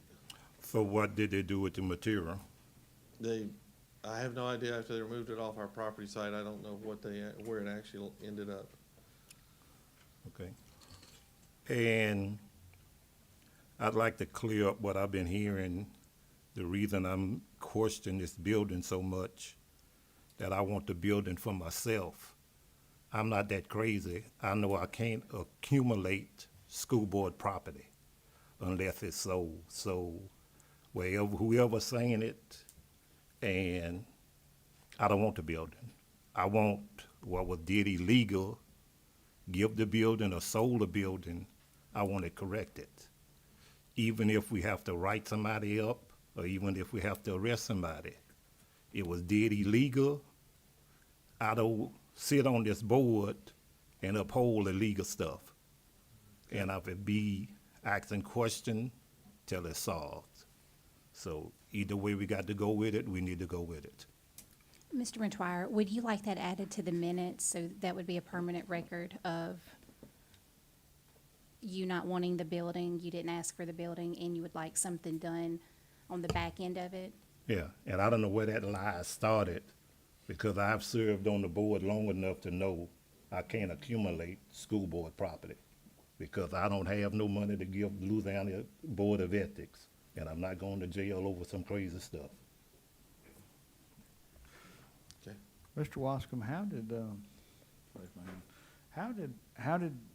what initiated the removal of where? It came to, it was, somebody had heard that we had set the building, the whole property in motion in an attempt to demolish the whole building. Okay, this is before the request from Mr. Mathis had said in that there might be interest to continue. So I said about somebody had asked me, hey, there are some heavily damaged buildings. Instead of somebody being paid, would you mind if I removed them? In my eyes, and it was perhaps, and I'll take responsibility, that the buildings were heavily damaged from hurricane. They had people living in them. There was illegal activity in them, and they wanted to remove them. And those were the temporary buildings. I knew they did not have asbestos in them. I had looked at the reports. And since it was already scheduled for demolition, it seemed like to me it was free demolition for that purpose. But they also then asked for another building, which I looked at. They were also insured and everything. But the building, the temporary buildings are of no inherent value. They are damaged, they leak, and they have illegal activity having gone on inside them with feces and all kinds of stuff. Knowing that, I allowed these people, if they wanted to remove it, instead of us paying for it, it would save money on the demolition. However, they asked for the building in the back. That also was under the same condition. It had no asbestos in it. They were a company that could remove it. I saw an opportunity to remove property that we were going to have to pay to demolish. It had no critical problems, meaning that it had no asbestos, no lead paint, none of those things. So I thought this would be a way to save the school board money. It clearly was perhaps wrong on my to proceed in that manner. But once the issue came up, Mr. McGuire brought up, we had, and I have the pictures in my phone of exactly what condition that building he's talking about was in when I asked them to stop. Apparently, he did not tell his subcontractor to stop, and the subcontractor continued to remove that metal building. But all the other buildings remain still, and it was just that one. And of the three, it was the most valuable. That building, though, I will have to tell you, suffered from hurricane damage, had bent metal, had a lot of issues that were going on with it. So it probably saved $10,000 in removal fees, and it seemed like it was in the best interest of the school board. However, I'll have to admit, perhaps it should have been done in a better manner, and that was on me. And I have to say to you, working it out with the sheriff's office and looking at it, I'm not sure they really wanted to pursue arresting anybody for this or doing something like that. Yeah, because it seems like it was on us that all of this took place. So there's no way they can go and arrest them. Well, we did tell them to stop and cease, but we told the person I had told to stop. They did not tell I did not even know they had subcontracted it out. And so I don't know why they continued on. But all the parts, when I have pictures, when I told them to quit, all the parts were sitting on the ground. Most of the structure was still in place. They had just removed some portions of the sidewalls. Was this that pavilion on the side? It's a place where they play. Yeah, it was an open air pavilion. It's where it's a big tall roof. I think it's where they play basketball and That's stuff. correct. And it usually has like 4 foot of the top covered, and it's open air. And but once again, all of these things were suffered from extensive hurricane damage. So I was looking at junk, and we were getting ready to tear it all down. So I thought I had an opportunity. So have you met with Mr. Geis, and Superintendent, have you met with Mr. Geis? Where do we go from here? You got any thoughts, Mr. Guys? I'll be happy to assist with that first. I know the details. It needs to be offline. And so we could perhaps see about a letter or something of that sort. I'll be happy to help in any way you need. Thank you, Mr. Kane. Okay. So the bid to demolish, did that include that area, or is that something that could be removed? Or was that bid? On April, when they went to view the place, on April 10th, I think, is when they actually did the review of the place, that building had mostly been removed. All the other buildings that had also approved, the other 2 temporary buildings, I mean, I should show you pictures of what these buildings look like. They're significantly damaged. And, but They are a part of the plan in this removal plan for $374,000. The temporary buildings, which are still there, it's just that one pavilion that's been removed. The slab is still there, and that will still need to be ground up. Okay. So So I wonder if they could tell us how much it saved by, they have, actually, I have a letter from Altec that said, what was it? I think it was around six to 8,000 just on that one building. It saved us. Let me say this, for future references. I'm not sure it's about how much it would save us. I'm thinking it's more about who else could have torn that building down if it had been bidded out. I well, think that's where it my really- question was not to excuse it at all. Okay. I was just asking for the bid process, would it change the amount of our bid? So my question was not excusing anything that's happened. You might say we saved $6,000 because we're not gonna tear it down, but what I asked about the building, I think we lost 4,000 more because people that puts up these buildings, I know several of them, they say that building, we could have bidded it out as surplus, that what we supposed to do with school board property, bid it out. Correct. Surplus property. We could have got anywhere from $25,000 to $60,000 for that building as it was. And that building was not damaged that much in the hurricane compared to these little portable buildings. To build that same building is $125,000 to $200,000 to build that building like it is, like if it was brand new building. It might be more now, because I went down and measured the distance, how big the building was. Correct. And I asked 2 different people that put up portable buildings, and I told them that building was probably 25 years old, and with that, and they told me that 25-year-old building, the material was better than what they would put up one as today, because it's better material.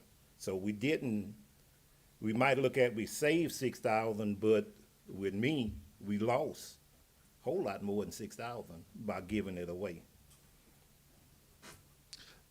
That is reasonable to do. I had not been given direction or had not thought of finding a way to scrap out. Okay, so we have a building, as we were presented in the last meeting, that's full of asbestos. You do not want untrained people going in there, tromping around all of our buildings, tearing into walls, trying to figure out what's valuable, what's not. The buildings, all those buildings have been stripped of pipe, copper, their electrical stuff. It's in really bad condition. I was able to isolate this one building that seemed to be, that somebody could remove, and actually the 2 temporary buildings as well, that they could remove them without it being a part.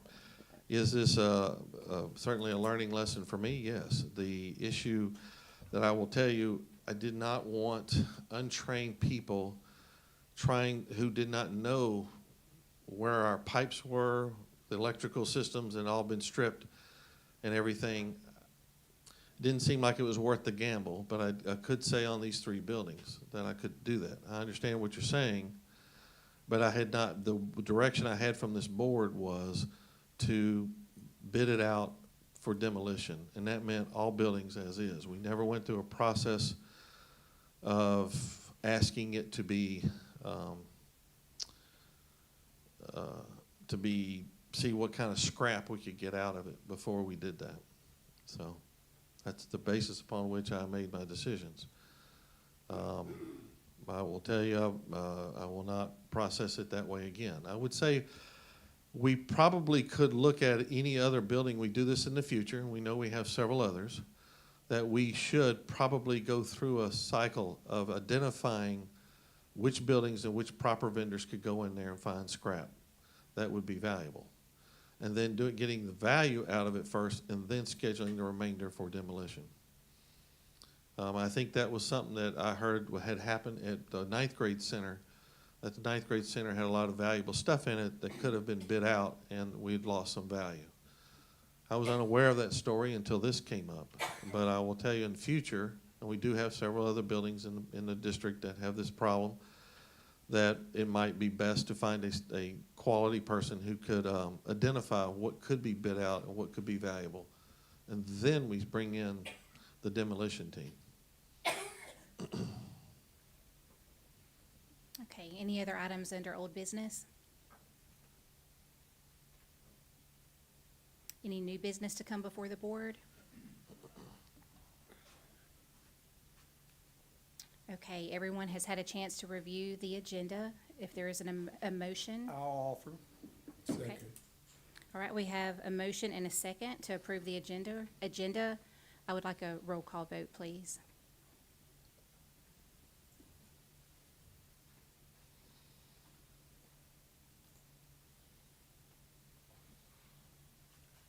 Before we do that, can I ask a question? Are we Yes. taking everything under consent agenda, or are we going line by line?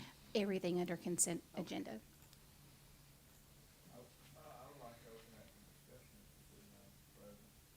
Yes, sir. Speaking to the microphone, excuse me. It's come to our attention that some of our minutes don't necessarily are 100% recorded. We had a discussion there. Can you elaborate on what we're gonna do to repair that? That was one of the items I wanted to talk about later on in this meeting, and should we go into? So I believe there's some, let's see, Mr. Matuire, I think a few months back you broached the item of out-of-state travel. And you brought our policy from forethought about that, as it pertains, I mean, as it reads right now in the digital file. The difficulty was, we knew we had a previous conversation, me and Ms. Revels knew that there was discussion, and to be honest with you, we could not recall. She went through her minutes. We ended up having to look through, I think, 6 months of board meetings, and we pinned it down to May 4th. We had our committee meeting where Mr. Benefield asked for us to contact Hammond, Seals, and Geis in reference to the Italy trip. If y'all recall, the Italy trip at the beginning of COVID, we didn't get our full amount back, so on and so forth. That, I got Mr. Hammonds to give us an opinion on that we brought up at the May 6th board meeting. In that May 6th board meeting, the initial discussion is that Mr. Hammonds suggested that many boards kind of rubber stamp out-of-state travel, and that many of them have given that to superintendents. Then it goes quiet for a few minutes, and we kind of reference some other topics, and then it comes back up when I believe it used to be part of Finance Committee. And so I can't remember who mentions it, but it comes back up again that we need to figure it out. And we decide to take some items, not all items, and I'm paraphrasing here. And as Ms. Kanika is about to do the motion, I mentioned, well, is this a motion for the items, or is this a motion for the items and for this responsibility to go to me? It's my understanding, and I believe, Ms. Kanika, am I speaking for you, that after viewing the video, it's our understanding that we did have a motion to do that. It gets a little more gray, though, because we mentioned that that is only for travel that does not cost the board. It gets even grayer because routinely we kind of colloquially refer to travel that doesn't pertain to or doesn't cost the board as anything outside of general funds. But I don't know if everyone has that same definition as I have. I know sometimes we reference, if it's federal funds, we say, oh, that doesn't cost the board. Like when we talked about the new building being built, we go, oh, that's not going to cost the board anything. But I can see where we could also say, well, if it's coming from federal funds, if it's coming from ESSER, if it's coming from general, that would cost the board. So you can see that discussion is very gray. The other issue is, because it was not an agenda item, it was a motion that evolved as that May 6th meeting went on, forethought did not catch it. And so they did not put it in their policy. So when Mr. Matuire brought our policy, he was not incorrect that that was the CAPS policy. So suffice it to say, I need, and I think we need to come back to the table, and this was also at the opinion of Mr. Geis, and decide what our travel policy is. Really define that policy, because as it stands now, it is just very gray, and the conversation that has been ongoing, I guess you could say almost for a year now, because it started on May 6th, is just, for lack of any other term, it's confusing. And I don't think it's clear to anyone right now what our true out-of-state travel policy is.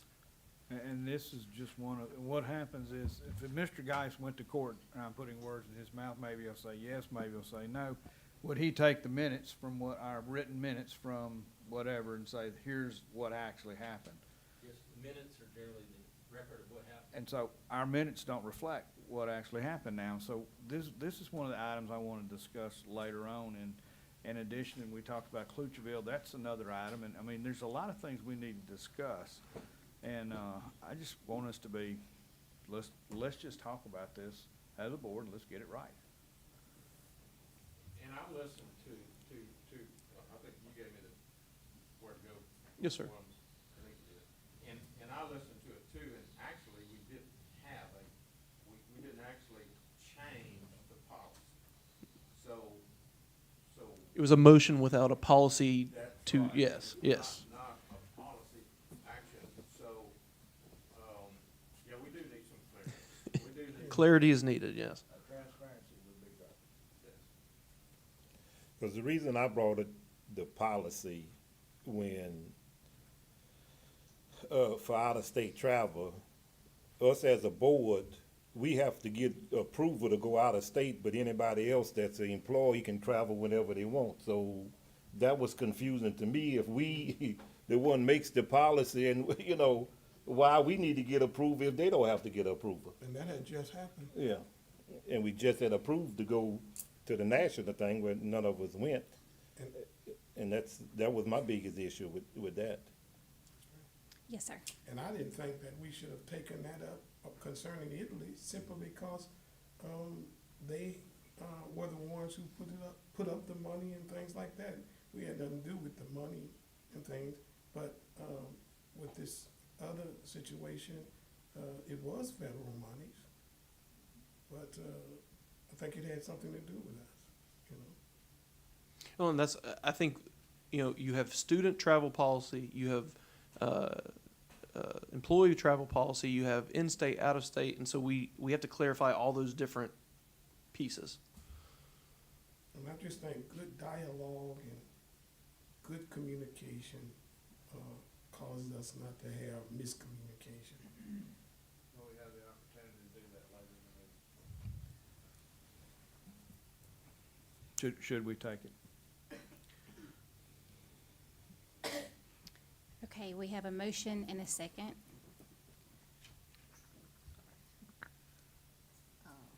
To adopt the agenda. Mr. Danzy? Yes. Mr. Matuire? Yes. Mr. Benefield? Yes. Mr. Garner? Yes. Mr. Harris? Yes. Mrs. Gidros? Yes. Mrs. Broadway? Yes. Mrs. McGaskey? Yes. Ms. Palmer? Yes. Ms. Phelps? Yes. And Ms. Harvey? Yes. Motion passed. Okay.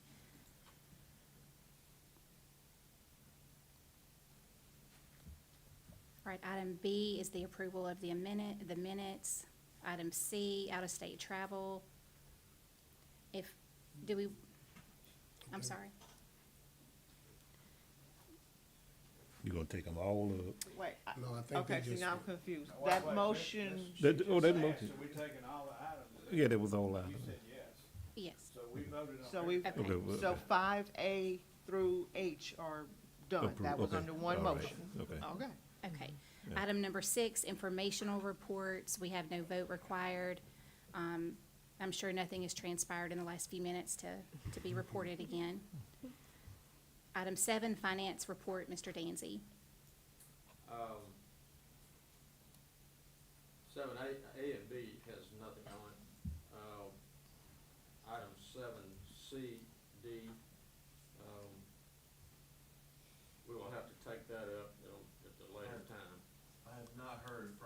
Oh, you didn't hear, okay, so that will be taken up in the next meeting. Item 7. At the next meeting or Maybe either, a just comment. table it, Can we and we just might have to, you know, motion do a to call, table? motion Might to be a table it, and we can just, if we have to have a call meeting in the next 2 weeks or whatever, Yeah, we have a Mr. call meeting, soon as as soon as Mr. Wascom finds Mr. out. You make a motion on 7, C, and D? To table it, yeah. I'll second. We have a motion and a second. And if we could have a roll call vote for these as well, Ms. Revels? Did you get that 7C and D? 7C, Andy? Hey, yes, ma'am. Mr. Danzy? Yes. Mr. Matoir? Yes. Mr. Benefield? Yes. Mr. Garner? Yes. Mr. Harris? Yes. Mrs. Guidros? Yes. Mrs. Broadway? Yes. Mrs. Nagaski? Yes. Ms. Palmer? Yes. Ms. Phelps? Yes. And Ms. Harvey? Yes. Motion passed. Item 7E, summer school janitorial pay, I will make that motion. Second. Okay, we have a motion and a second. All in favor? Aye. All those who oppose? Motion carries. That concludes finance, Mr. President. Thank you. Item number 8, personnel, Linda Page. We have reviewed the information about the 2 new positions for the Aware 2 grant. Is there a motion to approve? I'll second. Okay. We have a motion and a second. All those in favor? Aye. All those who oppose? She had something. It's not necessarily for 2 people, it could be more. Okay, well, the recommended action was 2 people. Do we, 2 to 3. No. You indicated. No, 2 they to just 3. say aware 2 grants. No, it's a Aware It's 2 aware grant. 2 grant, it don't say it with the people. Aware, Two grants. It's called Aware. Aware. Aware 2, two. Okay. I'm not saying It's hire 2 2, schools, right? not hiring 2 Right people, now. yes, But you there see. could be, Right now, Right. right now, there could be, expand. like, if 4 people apply and the grant lets me hire 4, I'm gonna hire 4. I'm just, Thank you. thank you for that clarification. yeah. I didn't want y'all to put a number on it. There's no number in the motion. Okay. So we have a motion and a second? Okay. All those in favor? Aye. All those who oppose? Motion carries. Executive report, Ms. Broadway. Okay. Item 9A, official school board journal selection. Second. Okay. We have a motion and a second. All in favor? Aye. All those who oppose? Motion carries. Okay. Item 9B, board may enter into executive session to discuss interim evaluation of superintendent, Mr. Benefield. Ms. Broadway, can we take that at the very end of your report and go ahead and dispose of the handbook and things that Ms. Ingram is waiting on? Yes, absolutely. Okay. Let's move on to 9D, 2022-2023 NPSB handbook. I'll offer. Okay, we have a motion and a second. All those in favor? Aye. All those who oppose? Motion carries. Okay. Item 9E, Natchitoches Parish School Board wellness policy. I'll offer. Second. Okay, we have a motion and a second. All those in favor? Aye. All those who oppose? Motion carries. Okay, item 9B, board may enter into executive session to discuss interim evaluation of superintendent, Mr. Benefield. Thank you, Ms. Broadway. We have a great opportunity to sit down and have open dialogue with the superintendent. We just had 4 circumstances where we had a committee meeting and now we had a meeting right behind it and we still have, there's not enough clarity. This board has said since day one, transparency, and that means transparency for the public, transparency for the board members, and I think we all should invest our time wisely and have this meeting, this executive session with the superintendent. I think this is a great opportunity for us to get together as a board and communicate with the superintendent. I'd like to offer that motion. I'll second. Okay, we have a motion and a second. Any further discussion? Yes, ma'am. Again, I think this is a good opportunity for transparency and, for all those that wonder what we do behind executive session. And it's part of communication with personnel and personnel facts, and so that doesn't need to be aired in public. Okay. Roll call vote, please. Mr. Danzy? Yes. Mr. Metoyer? Yes. Mr. Benefiel? Yes. Mr. Garner? No. Mr. Harris? Yes. Mrs. Gidros? Yes. Mrs. Broadway? No. Mrs. McGaskey? Yes. Ms. Palmer? No. Ms. Phelps? No. Ms. Harvey? Yes.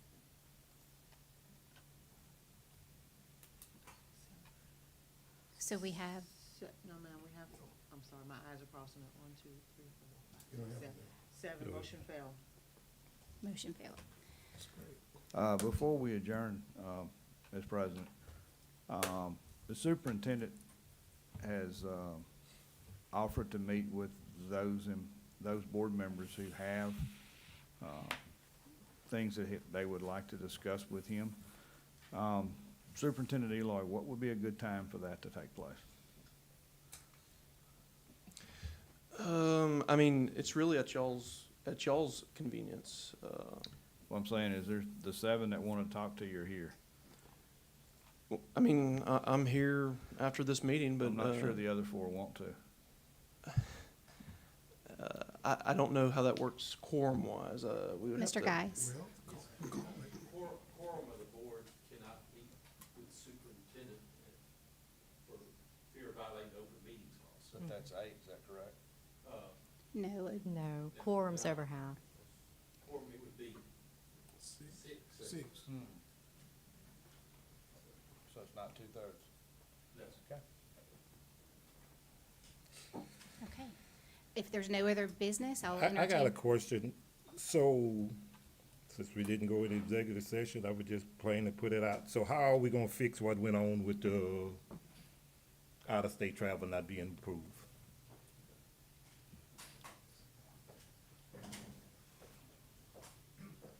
I think Mr. Benefiel suggested, or maybe it was Grant, that I too agree that there is gray areas here on the policy. It is abundantly apparent to me that nobody on this board that may have been aware of the travel, your superintendent, those that went on any travel, knew anything that they were violating a policy. But you have so many, it could be this, it could be that.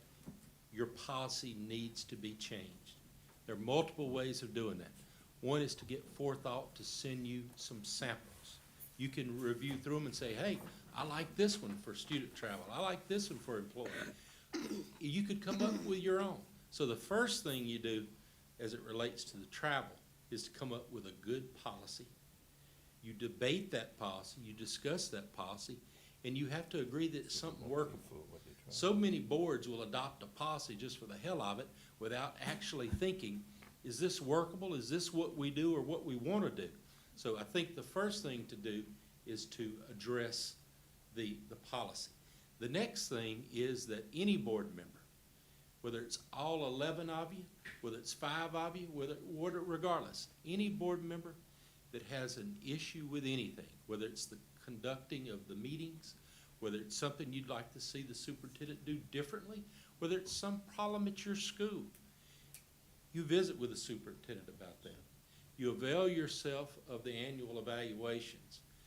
If a 2/3 vote of the board ever feels that it warrants an executive session, then you could have that executive session. I've never been on a public school board, and so I can't sit here and tell you what you ought to do, but I can tell you what your rights are. Your rights as a board member are to fix that policy. That's your duty. So I know you're going to do that. And then communicate with your superintendent with the issues that are important to you and that you would like to see addressed and changed. And I wish I had something better to tell you, but that's it. So if it was still in, our policy still was in effect that it had to be approved for you to go out of state, It wasn't approved, so who paid for the out-of-state travel? As I told you, I don't think there is any, number one, I think the travel was appropriate travel. It wasn't like everybody was going on vacation. It was board-related travel. So there's not any misuse of funds.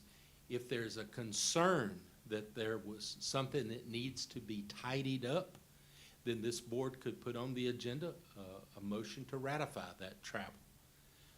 But again, I am unaware of anything to suggest that there was any type of inappropriate action as it relates or travel that would not have been approved had it come before the board. The superintendent has explained the ambiguity and his thought process, but that is for you when you do your evaluation. But Emil, I want to give you a straight answer. Look you in the eye and tell you. If you or your auditor thinks there's an issue that needs to be addressed, you can do that with a simple act of ratification. If this had been a situation where someone had taken school board money and gone to a vacation or a resort somewhere, I'd be up here telling you a different story. But those are not the facts that I know. So, Madam President, I have a suggestion, please. Yes, sir. Would it be possible for us to get 3 or 4 board members to sit here that are willing to work on this issue? The board may want to go back to what it used to do and vote on all out-of-state travel, whether it be kids or whatever. But, and Mr. Benefield, maybe you can serve on that committee, and y'all come up with a solution. What do we want to do in the future from this point forward? Do we want to vote on every item, whether it be the students or whether it be out-of-state travel, whatever? And see who wants to work on it and work with Dr. Eloy and come up with a plan that we can all live with. So y'all have a problem with any of that? I think that's a great idea. Well, we're targeting one policy, but that's. That's a start of it. There's other things out there that I think that are equally as important, and it would have been a good opportunity, however, for whatever reason, that didn't take place. So, Mr. Garner, you're right. We do need to clean up our mess, and starting that is to make sure that we have sound policies. But the biggest part of that too is that we follow those policies, especially those that are already on the book. You agree with that, Mr. Geis? I can't sit here and disagree with you on that issue.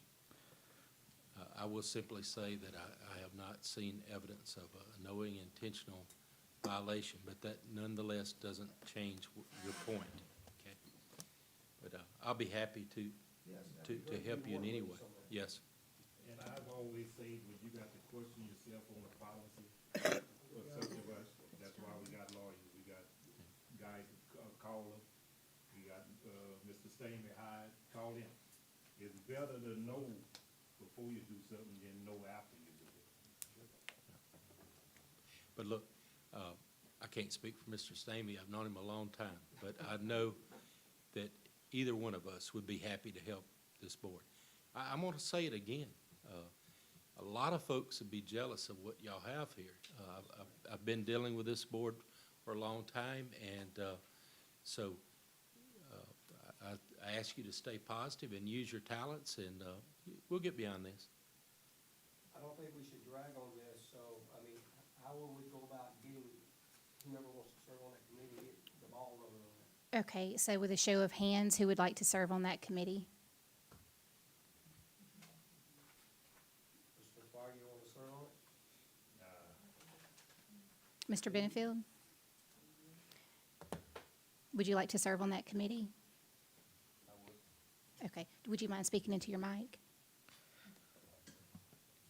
Yes. Okay, so we have Phelps, Benefield, I'll serve. Palmer, and Because, we have another issue, policy issue. I think when COVID was going on and we said that those kids can go to Italy and that we would not be responsible for if anything was to happen. But it was a school trip.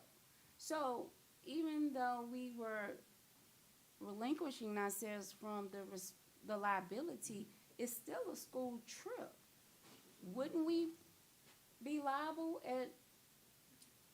because it's a school trip? It doesn't take away that they don't belong to our system. And teachers were going also.